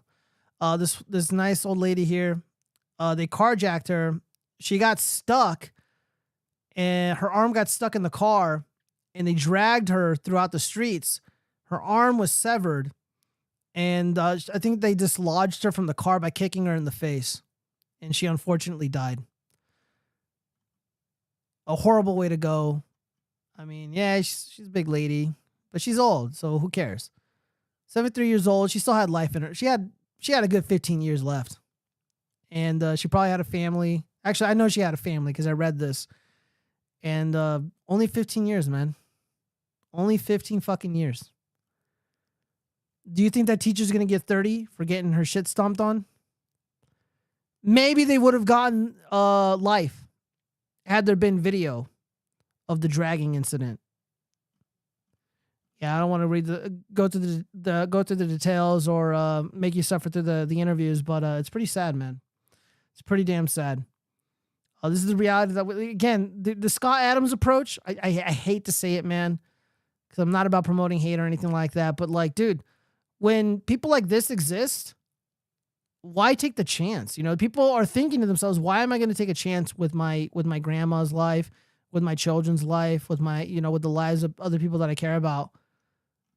The law will not hold them accountable. Society will not hold them accountable. All we can do is run. Well, that's the same story. All right, let's see. 15 years is a bit heavy for a crime against boomers. Poor kids. Oh, take that back, Friedrich Marx. Plea deal with the devil, a.k.a. Democrat DA. Oh, shit. Someone just joined. Who is that? Yeah, what's up? Oh, Spencer of the Stadia Dispatch has just joined me. Dude, do you want to talk about the crazy stuff that just happened with you tonight? I can just say Crazy X, and I'll You leave it at can that. give like the PG abridged version. You know, you don't got to name names, man. But Okay. so the police had to be called. You obviously witnessed something crazy. What happened? I'm trying to get her stuff out of my locker, and she had a full-on mental breakdown, and just made comments that made me feel unsafe. So dispatch recommended when I called earlier that just call them if anything got heated. So did she make these comments to your face? that in text. Did she threaten you with violence? I'd rather not talk about anything potentially legal. I'll just say that. All right, until we're off the stream and we're done recording. Yeah, until we're we'll talk about it, man. Oh shit, dude. Yeah, well, you missed out on all the fun shit. You were talking about Disney and Marvel and stuff because apparently people enjoy me talking about that stuff. But I actually talk about it from the perspective of somebody who's like kind of been, you know, within the orbit of Hollywood and somebody who's actually talented and writes, not just like some fat nerd like the Quartering who's insufferably boring. Who made hold up. Friedrich Marx writes, who made the society, Geo? First, you spelled my name wrong. Boomer did, Geo. Actions have consequences, even if delayed. All right, I disavow your hate speech, Friedrich Marx. The elderly lady did nothing wrong. Hold up. Let me Did she vote for Trump? Just saying. No, I don't believe so. Okay, then. Here, let me. We get a pass. Yeah, give me 1 second. I gotta share my screen with you so you can see what I'm looking at. Yep. Let me see. Preview. Fuck. What am I doing? I'm just jumping on for a few minutes, bud, and then I'm gonna jump off. Oh, okay. I just wanted to come in and say hi, because you wanted me on the. Yeah, well, yeah, I didn't know you were gonna be going through some crazy stuff. Let me share my screen with you. Window projector mode, blah blah blah. All right, there you go. You should be able to come see me. Sweet. See me in all my glory. Woo, woo, woo, woo. You see me now? Yeah. Yep. Yeah. Okay. Cool. God damn, where did we leave off at? Yeah, so we're talking about these disgusting teachers who belong to the streets. South Carolina teacher arrested for having bedroom fun with student in Pizza Hut parking lot. Dude, that actually sounds like my fantasy. I love Pizza Hut. I'm pretty sure like South Park did an episode or that. Yeah, they're like this nice. Nice. Yeah. The parents allege they ruined our son's life. Let's read. A South Carolina private Christian school teacher. Oof. And let's get oofs in the chat. Let's see. A teacher was arrested Wednesday for pressuring a teenage student into having bedroom fun and sending him naked pictures, police said. Reagan Anderson, that's a weird name, 27, is facing 2 counts of sexual battery with a child 17 years of age, according to an arrest warrant obtained by WCSC. A trusted coach, a teacher, and friend that abused our trust and violated her oath as an educator. She has ruined our son's life. The victim's mother blasted Anderson during her Thursday court hearing. He should be 100% focused on being a fun-loving, football-playing young man, but this predator has robbed him of that ability. No young quarterback or athlete is safe in our community if this woman is free. I mean, she's not even looking though. I mean, unless we can we even see like, is that her? Yeah, she's not even bad looking. Dude, wait, whoa. Are you saying because she's cute and pretty that this is okay? No, I'm not. I'm just Alright. saying like it's for someone who looks like that, you have to prey on fucking kids. Like what the fuck is wrong with you? Yeah, dude, for the audio only listeners, I'm presuming. Oh my, hold up. Dude, Anderson is 27 years old, married, mother of two. She's married to tall, white, thin Chad. She's got two little white babies, and oh my god. Dude, luckily the family's photos are blurred. Dude, what the fuck? Dude, she banged. Okay, so first off, like, look, she's a dirtbag and she should do like a bajillion years in prison, granted. However, he's 17 years old. It's not like he was 15 or something or like 14.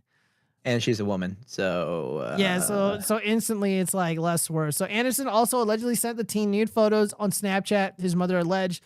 Rumors of the inappropriate relationship quickly swirled at Holly Hills Academy, a private Christian prep school that runs pre-K through 12th grade. Administrators contacted police on. So the police administrators caught wind of it. Holly Hill Academy was made aware last week of allegations regarding an inappropriate relationship between the staff member and upper school student. The administration immediately contacted law enforcement and continues to work cooperatively with them as they investigate the allegations. Head of the school, Brandy Melanox, wrote in letters sent to parents. Anderson was swiftly fired from her teaching position. Yeah, see, look, when it's like a private school, accountability exists, which doesn't appear to be the case in public education. Anderson was swiftly fired, blah, blah, blah. On her LinkedIn page, the alleged pervert described herself as very passionate about children. Oh, yeah, dude, she got very passionate with this young 17-year-old football player.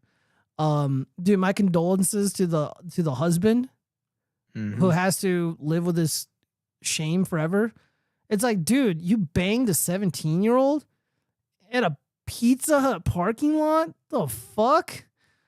Oh, dude, he's probably like wondering, he's like, what did I do wrong? Like, what did I do to deserve this? Dude, nothing. Like, you got with a teacher. That's what you did wrong. I am currently a stay-at-home mom looking for some at-home opportunities to help support my family.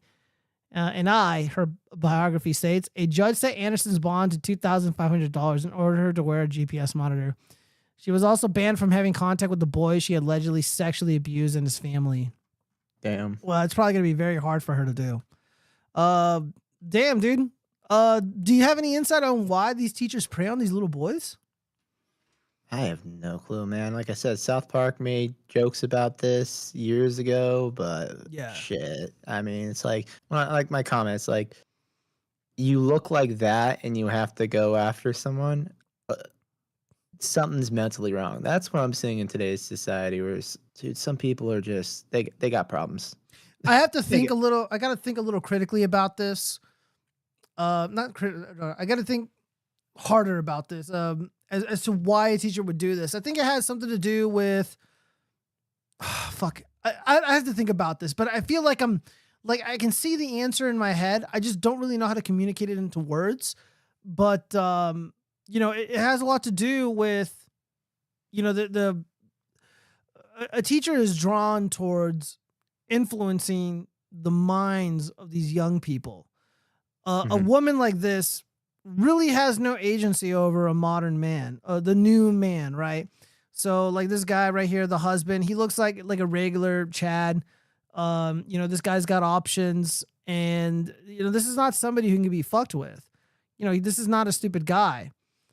But the 17-year-old can easily be influenced by her vagina, which is why a lot of these teachers are preying on these kids because they're easy prey. They're easily accessible. Nobody is around. And I think there's a lot of that going on here. The young kids are stupid. And a lot of these teachers, they got high body counts. They make a lot of poor choices. They're for the streets. And tall Chad is not going to settle for a teacher. Unfortunately, this dude settled for her, and then she betrayed him. So I don't know what's going on in the relationship, but this is pretty bad. This is embarrassing, dude. Like you have this adorable little family, and you piss it away to bang some high school football player. But the wrong answers, you guys, is to be like, I wish that were me. I wish that, dude. That's what the sex pests say. Don't be a sex pest. All right, let me read some of these comments. Don't be saying nice in the chat. Yeah, either. no. Do not post your fantasies about being a student and preyed upon by adult teachers. So she looks like Chucky. For the streets permanently. Kemosabi says. Frederick Mars, damn, not one quarterback is safe. Poor boys. Post-wall white Christ cuck women need the BBC. Dude, we don't know if he's black. We do not know the racial composition of this affair. I bet she will get full custody of the children after the husband divorces. Dude, that's really fucking depressing. Yeah, she'll literally have a felony on her record. She probably wouldn't even do jail time just because of how fucked this country is. And yeah, she'll get full custody. I bet she wasn't a virgin when she got married. No hymen, no diamond. Cheers to that. You're probably right. I mean, given what she looks like, I could see that. At least he probably got free pizza. Yeah, I mean, all things considered, the kid ate well. I don't know about you, but what we can hope for, what we can pray happen, after the dirty dingo was done, the teacher was like, hey, you want a medium-sized panned pizza? Light on the cheese, extra pepperoni? The kid's like, yeah. You know, he got free sex and he got free pizza, you know? Could have been worse. He could have gotten nothing. All right, so we got to move on. We only got a couple more stories left. Yeah, dude, just hang out, man, because this is not going to be a very long stream because I'm drinking, and then we'll talk, man. We'll play some video games. Let's see. Dude, okay, guys, I have to apologize. Last week, I forgot to talk about the Paul Pelosi story, so we got to talk about this is like fake hate crime territory. Let me see. Do I got the sounder? Yeah, I do. Yeah. All right, guys. Let me lower that. All right. So Paul Pelosi, dude, once again, Gamergate has been is proving to just have the most intense staying power imaginable. I don't know what fucking dude. When did Gamergate become a thing? Well, it was like 10 years ago, maybe. Well, it's been back, but now it's really back. This is from ViceNews.com. Man who attacked Paul Pelosi says he was radicalized by Gamergate. Wow. The man told jurors he spent hours listening to far-right podcasts before breaking into the Pelosi home and attacking the then speaker's husband with a hammer, allegedly in a video game. The man who broke into Nancy Pelosi's home and assaulted her husband with a hammer says his descent into the world of right-wing conspiracy started with Gamergate, the 2014 misogynistic harassment campaign that targeted women in the video game industry. David DePape, he's the dork who's likely lying about being radicalized by Gamergate. 43 took the stand in his trial in San Francisco. The fuck is San Francisco? Wednesday, and spoke for more than an hour, describing to the jury how he went from a left-leaning hemp jewelry maker to a right-wing conspiracy theorist. The Associated Press reported. Well, what's up? I'm going to say this was part of the plea deal. Dude, I agree. Dude, he was put up to this. Absolutely, full stop. He was put up to this. All right, so back to this. DePape's path to radicalization is a well-trodden one. Gamergate has been widely identified as the precursor to the even more toxic alt-right that emerged in the run-up to the 2016 election, according to the AP. DePape said that he'd play video games for up to 6 hours a day while listening to political podcasts, including one hosted by James Lindsay, a culture war commentator who has been described as a proponent of the far-right anti-rainbow grooming conspiracy theories. That's not a conspiracy theory, it's a fact. DePape left a trail of conspiratorial blogs and other writings online, which coincidentally just magically appeared in this month. As first reported by Vice News, showing he ascribed to a grab bag of far-right conspiracies, including Holocaust denial, election fraud, it's not a conspiracy, and Pizzagate, which is also not a conspiracy. His writings also indicated that he regularly hung out on the poll board of 4chan, an infamous online hub of racism and bigotry. DePape is facing life in federal prison for attempting to kidnap a federal official and assaulting an immediate family member of a federal official. Wow. He broke into the Pelosi residence, blah, blah, blah, blah. Let's see. He mentions Tim Pool somewhere here. I'm just hold on. Let me control F. Tim. Oh, dude. Well, he name drops Tim Pool at some point. But yeah. Gamergate is so back. Yeah, this sound like you said, this is definitely a part of the plea deal. This is definitely a part of the plea deal. They're like, look, David DePape, I know you were having butt sex with Paul Pelosi. I know it was supposed to go a little differently, but we got to change of plans here. You got to say that you were radicalized. You got to say that you were tricked. You're going to blame Alex Jones. You're going to blame Orange Man. You're going to blame James Lindsay. You're going to blame Tim Pool. And he did do these things. You're going to blame Gamergate. So once again, dude, Carl Benjamin of the Lotus Eaters, he made like this kind of cringy tweet where he basically said that President Trump should bring up Gamergate. He should talk about Gamergate. And most regular people were calling him like a fat nerd. And I thought to myself that he was kind of silly. However, I feel like this Gamergate thing has bigger legs than I initially thought. I don't know too much about Gamergate. I was doing other things in 2014, but the fact that this is still a problem and that this is still like a boogeyman on the left means that it's probably more important than I initially thought. As a matter of fact, I'm going to be reaching out to Brianna Wu, and I want to have an in-depth discussion about Gamergate. I want her to educate me, and I have my own thoughts about what Gamergate actually is, and I think it's going to be a lot of fun, you guys. So I'm going to reach out to her, see what's up. Hopefully she accepts, and again, it's not going to be a debate. I'm not going to yell at her. She's not going to yell at me. We're going to have a fruitful, friendly conversation, and I hope you guys can be very friendly greenskins in the chat. I forgot to ask, because Yeah. what's the alcohol choice tonight? The alcohol choice. Oh yeah, this is a Merlot classic from 2021. Very juicy.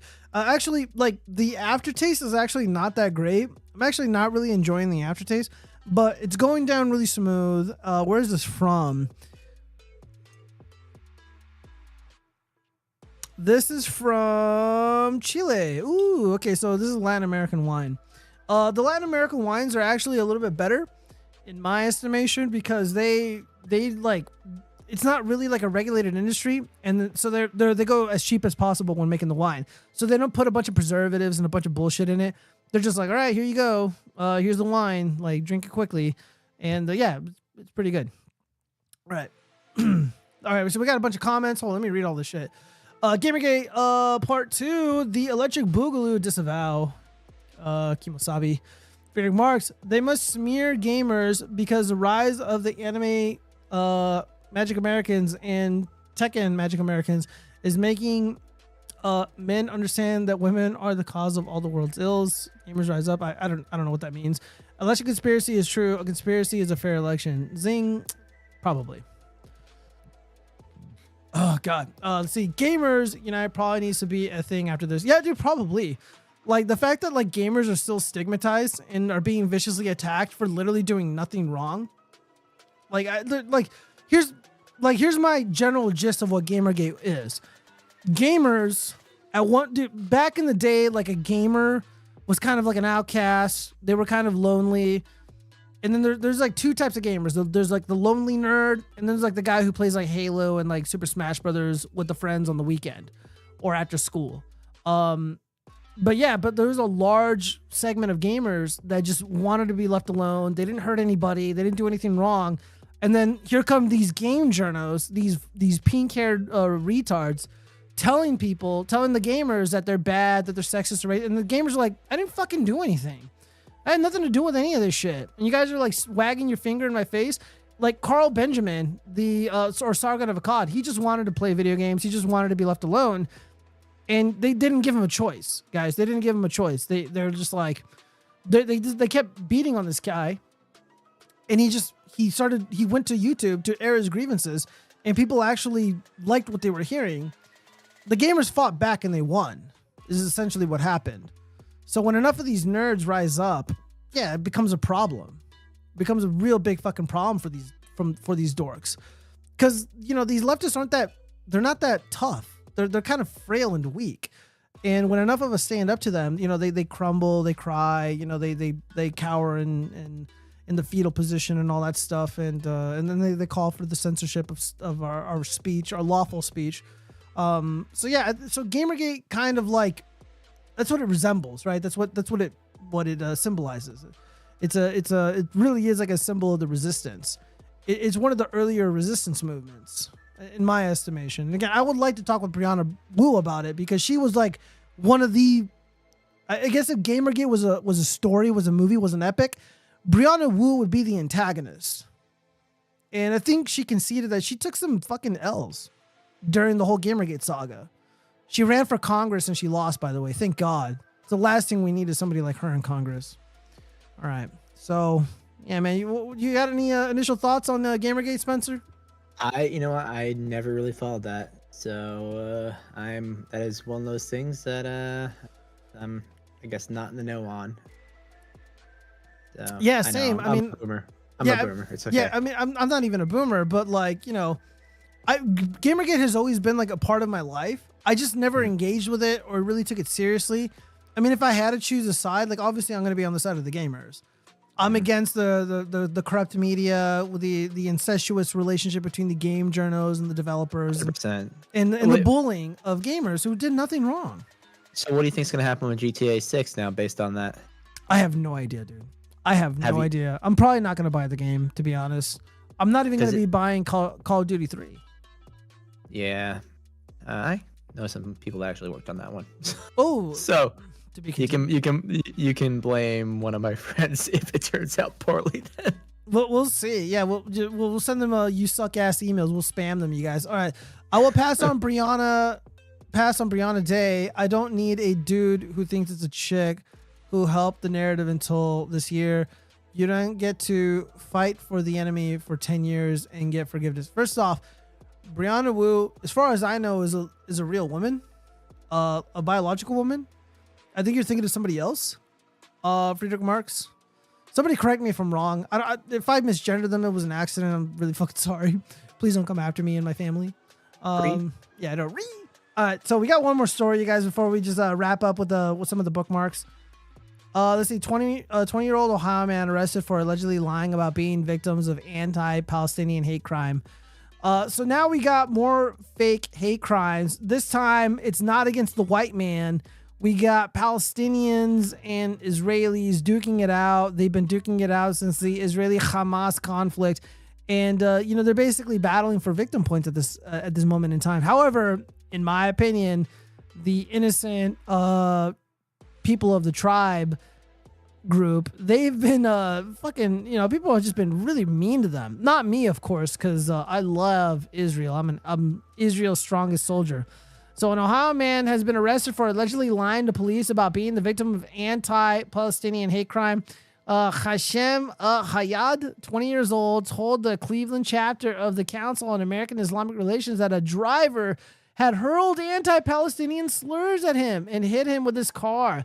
According to an October 23rd CARE press release demanding an investigation into the incident, North Ridgefield police arrested Ayad on Tuesday and said he lied about the encounter and that his injuries had come from a fight with his brother, Cleveland.com reported. Dude, how is this kid 20 years old? He looks older than my dad, who's in his 60s. Ugh, yucky. Mm-hmm. And, for the audio-only listeners, this guy is in what I'm going to assume is a hospital. He's got like this stupid neck brace around him. He's just like laying there with like this cucked look on his face. Investigators reviewed video footage from the area and concluded that Ayad had lied about being hit by the vehicle and lied about the racial slurs, police said. Shocker. Police said the injuries sustained at the time of the incident were caused by a violent fight that the alleged victim had participated in with his brother, which was confirmed by area video surveillance. Here's what bothers me about this story. This guy clearly lied. That's obvious. The left loves to lie about these fake hate crimes. Jussie Smollett is still free. Althea Bernstein is still free. Nathan Phillips is still free. There's a lot of these people that are still free. But this Palestinian dude going straight to jail because he's Palestinian probably. I don't know. I see a double standard here. I see an uneven application of the law. And that really grinds my gears. What do you think, Spencer? What? There's dual classes of justice in our society? No, I don't believe it. What are you talking about? For the viewers out there, that was sarcasm. Oh, okay. Wait a minute. Friedrich Marx, right? Brianna was a skinny white dude married to an Asian fella. Hold up. Is that real? Hold up. What the fuck is my phone? Dude, I don't even know where my phone. Dude, can you Google that really quick? Can you Google if Brianna Wu is trans? Let me look. Oh, Yeah. you want that on my fucking history? Whatever. Do you want me to look it up? Because I'll look it up if you don't want to. Just look it up. Look it up. I don't need Google to be like, hey, we're now gonna promote all this stuff. It's not weird. I don't think it's weird. Okay, guys, I'm fact checking. What's his face? I'm fact checking Friedrich Marx really quick. All right, so I'm gonna type in Brianna Wu trans.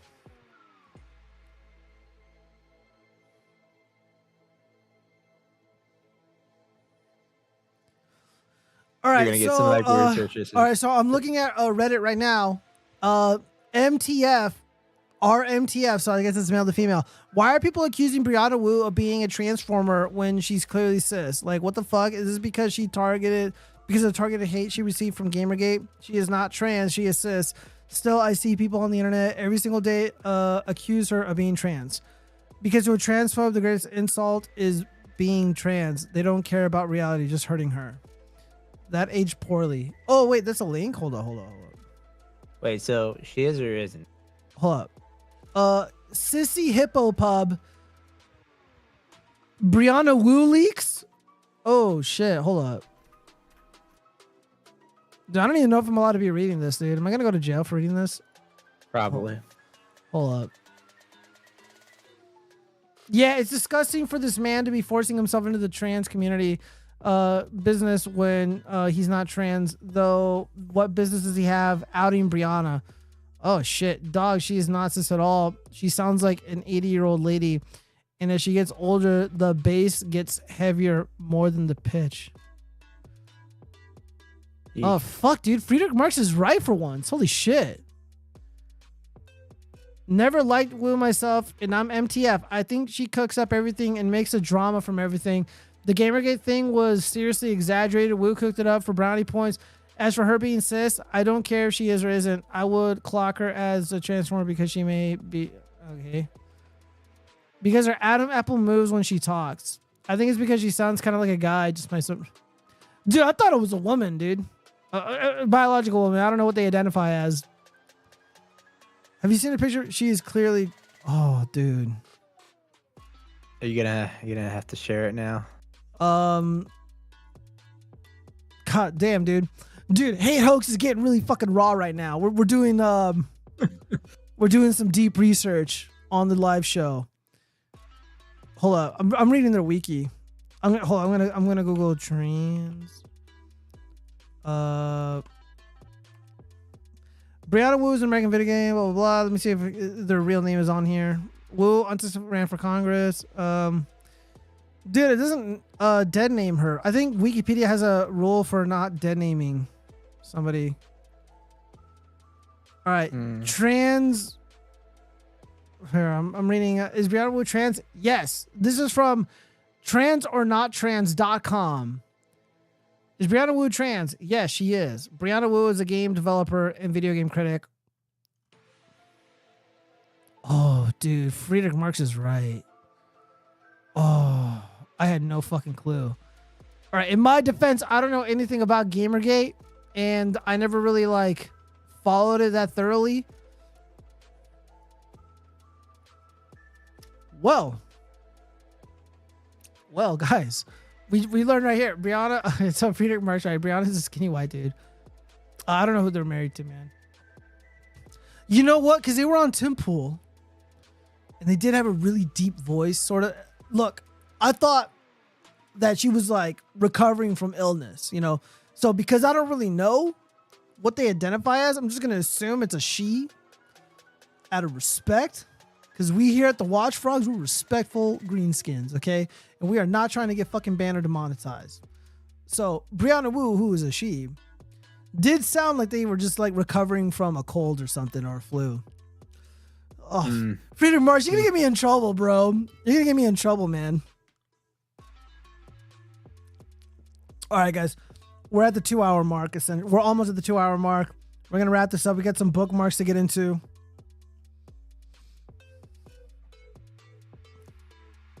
Where are we at? Where are my bookmarks? Bookmark. All right, so let me see. Went to the polling. Went to the this fucking hilarious jihad thing. We talked about Dream. It's just their culture. I don't know if I want to read this, but it kind of ties into the story about the. Oh, dude, I can't read all that shit. It's too much. Yeah, it's Not reading this, guys. I'm not prepared for that. Let's see. This also VDare, this great post about all the teachers basically not going to work because of how violent the school is. Went over the Miss Israel thing. Nikki Haley gets owned. Really funny. Dude, have you been getting those text messages from her campaign? It's like, oh, this is Nikki Haley calling or texting or whatever, and it's like, don't believe what the media has to say about me. Donate now. Yeah. No, I'm getting messages. I'm getting emails from Nikki Haley. I'm getting emails from Gavin Newsom. I'm getting emails from Ron DeSantis. Sanctimonious. Yeah, Ron DeSantis. Let's see. Gio, I am always right, bro. You just have to disavow me is all. Look, you're not always right. We had those arguments about Bolsheviks, which I'm partially right. You're partially right. We'll just leave it at that. Look, I didn't say you were wrong or a liar. I'm just in disbelief at what I learned. I would call in usually at work. Dude, it's okay, man. Yeah, links in, dude, I know it's Thanksgiving week. I'm glad so many people are here on YouTube and all the other platforms, and of course on Rumble. And shout out to the people that are going to be listening on Facebook. That's fantastic. I appreciate it, you guys joining in, especially on Thanksgiving weekend. And yeah, just let me know what everybody here is thankful for before we clear out. Let's just wrap up these bookmarks really quick. This one's actually pretty funny. This isn't that long. So a Reddit Lies account on Twitter, really funny account to follow. 28-year-old single mom. I'm not going to read that. Let's just read the thing. I'm 28 and a single mother to a 6-year-old son. My boyfriend recently proposed and I said yes, but I'm worried I may be settling. I met my boyfriend on OkCupid 2 years ago after a string of terrible dates. Hold on. Sorry, we're not doing hate hooks anymore. Let me turn that off. I met my boyfriend on OkCupid 2 years ago after a string of terrible dates. All I could find were men who just wanted bedroom fun or didn't truly understand the compromises needed to date a single mom. Ugh. My boyfriend is a kind, sweet, thoughtful man and has embraced my son as if it was his own. He showed my son how to ride a bike, takes him to football camp. My boyfriend is more involved in my son's life than his own father. When my boyfriend asked me out, he wasn't really my type. He's only slightly taller than me. I'm 5'8". The bulk of what he wears is jeans and t-shirts. What's wrong with that? And I have to constantly tell him to go get his hair cut. He cleans up well, but his laissez-faire attitude towards grooming is a turnoff and does affect our sex life. Dude, the boy is a long hair and you want him to cut it? Disavow this woman. Yeah, I was just gonna say you should have seen me during the COVID epidemic. I was just like, I was full like fucking hobo. Like Damn, it was bad. That's pretty bad, dude. I don't even want to imagine that, Spencer. What's going on there? Yeah, we share bills 50-50, and he doesn't really like to splurge on a nice dinner. I hinted at wanting a romantic getaway, and he surprises with a trip to Disney World. While well-intentioned, I don't really feel special in our relationship. I can't help but worry that if we were to get married, that I would be settling for less than I want and deserve in a relationship. There it is. Dude, Disneyland. Fuck. Oh, dude. fuck. Dude, I'm sorry, dude. I forgot. Dude. So many parallels. Yeah, I don't want just comfortable, but romance and passion. Sometimes it feels like we are just really close roommates. I asked my dad, and he thinks I would be foolish to let him go. I could really use some advice from the women here, or if anyone had similar thoughts and overcame them. First off, it's time to fucking daddy up on this bitch. All right, hold up. So all right, again, guys, what have I been telling the chat? What have I been warning everybody for the past year of doing this? The worst thing you can do to a woman is bore her. She wants passion and romance. The man, well-intentioned. He's doing all the right things. But the woman is bored. And she thinks she can do better. Pathetic. Only were that easy. I know. Look, this problem that this woman is having can be solved with a conversation. Yeah. With the man. But, it's obviously not going to fucking happen. No. Oh fuck, dude! I feel so bad reading this with you here, Spencer. Just giving everything that you're going. It's fine. Going It's through. fine. All right. So I'll just say this: some women are crazy. yeah, no, this woman definitely sounds crazy. She sounds like she makes really poor decisions. But you know, she wants what she wants. You know, she wants romance. She wants passion. It's not enough to just be a nice guy. Most dudes are nice guys. But, you know, women got needs, bros. The man is not fulfilling some of her needs. And this is what is happening. This is what's going to end up, dude, she's going to end up cheating on him.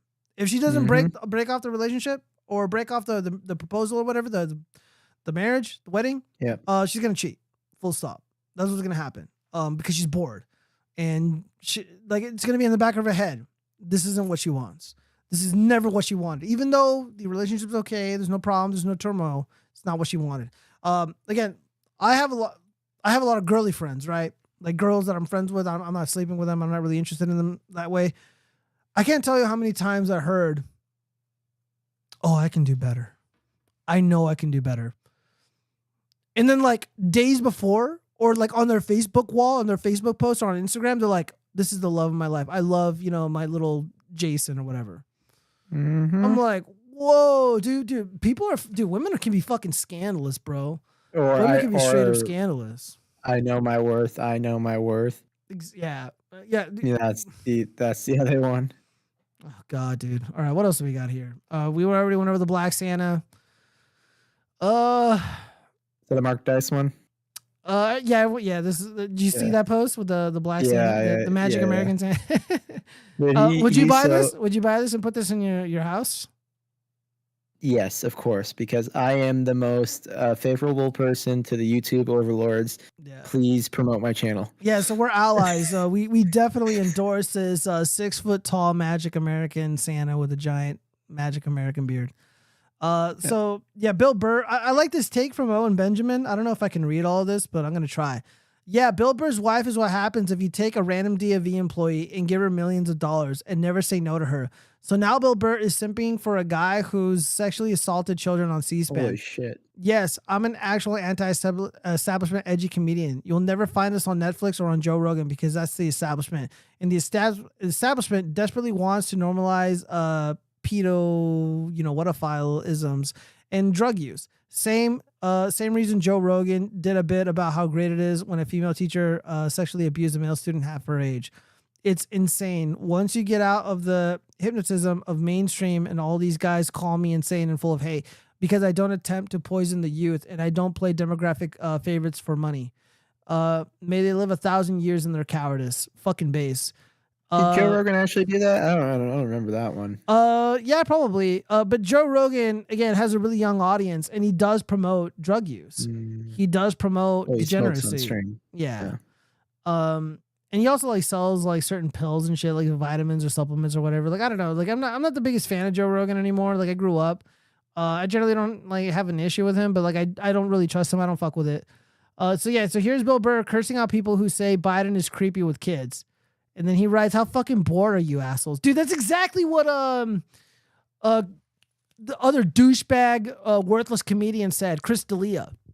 Yeah. Chris D'Elia was like, "Oh, you guys talk about Pizzagate? What are you, bored? Go outside and do jumping jacks or something." And then of course Chris D'Elia shortly afterwards, DMs leaked of him soliciting, I don't know, images from minors. He was communicating with like little girls. Shit. Yeah, dude, Chris D'Elia never bounced back from that. You guys ever know? Dude, Chris D'Elia was fucking everywhere. And then the whole, the scandal broke out. Gone. Yeah. And his dad was a shot caller in the industry at one point. Yeah, dude, comedians are fucking worthless. I kind of hate comedians, except for Owen Benjamin. He's the shit. Let's see. There's a few other ones like what's the guy that's been doing all like the anti-woke comedy? I saw him a couple years ago. Ryan Long? Was Ryan Long? No, it's the former hippie guy that lives in Texas. Dude, I don't fucking know. Former hippie guy? That could be anybody. Well, yeah, super long hair. Chat, help out with this. Also, Mark's 100%. The chick proves me right. Men will raise another man's kid. The woman is always the problem. I will raise the kid, but not the mother. Wait, is that what that says? Hang on, blocked out. Yeah. Kids are not the problem. Yeah, no, it's definitely the woman that has a lot of issues, and they wonder why men leave. You know? Yeah, probably. Or, you know, like she had a kid with some dude. She probably, you know, was having her bedroom fun. You know, she was riding the CC. Y'all know what the CC stands for, right? She's just, you know, doing this on the CC. And then she gets off and like, oh, dude, there's a bunch of zinc in my puniti. And oh no, 9 months later, there's a fucking kid. And then the dad's nowhere to be found. And now this guy is the sucker who's trying to do right by the family, do right by the woman, do right by her kid, treating the kid as an extension of her. And she's literally having conversations about, yeah, I can do better. It's kind of fucked up. Yeah. I'd break up with her instantly. And then I would like sulk and just be sad for like a month. And then I'd get over it. Oh yeah, by the way, one of my posts got a bunch of fucking views. This is really awesome. Laura Loomer even responded to it. So 55,000 views. I responded to this post from Laura Loomer, basically holding Pedro Gonzalez accountable for his anti-Semitism, which I'm totally against. I wrote, regardless of what you think of Laura Loomer, she's a fucking gladiator. All these dorks like Jenna Ellis and Pedro Gonzalez, etc., can come at her and try to take her down. If they succeed, they won't. She's gonna go down swinging. It's no wonder Trump probably loves her like a daughter. So the Laura Loomer responds, I have been in a foxhole for the last 7 years of my life. None of the DeSantis people are a match for me. I have been forged and fired. People in the GOP hate people with principles who care more about loyalty than a paycheck. They hate me. They hate me because they can't break my fighting spirit. And that's largely why I've been rebuked and ignored by a lot of these establishment shills. You know, there's plenty of politicians that would never want to work with me, even though I could help them win elections. There's a lot of anti-woke culture warriors that just want nothing to do with me because of my strong opinions, because I'm authentic. And I actually come from a place of real world experience. I can talk about politics because I worked in politics.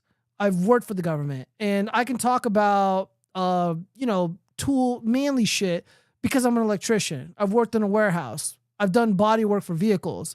I can talk about psychology and crime and stuff because of some of the work I used to do in the past, and I have clinical experience. And I see these soulless anti-woke culture cucks, and I call them out. But I'm fair, though. Like, yeah, I said a lot of mean shit about Eric July's ISOM, but I do think he's an artist. I do think he's talented. I just don't think ISOM was good. And, you know, people get upset because I'm not gonna, I don't fucking care if people like me or not, guys. I'm just gonna tell the truth. I'm loyal to good people, and I'm friendly to people who will be friendly to me. Like, it's pretty sad that I can have a member of Antifa on the show join me, and we can have a 2-3 hour conversation. No hostility, no animus, but I say, hey, maybe you could have written ISOM better. Can you take this advice so your next issue of this comic book is superior to the previous one, and your customers don't feel like they're robbed? I don't know. Yep. And Laura Loomer's like that. Yeah, what's up? I found the name of the comedian, JP Sears. I don't know who that is. JP. Oh yeah, Rookie. Yeah, Rookie wrote it in. Yeah, Rookie. Hey, what's going on, Rookie? I hope you're having a good night. Yeah. He's actually he lived in my hometown for a bit too, and he actually talks about one of the he just makes like jokes on my hometown, and it's great. It's like that's 100% spot on.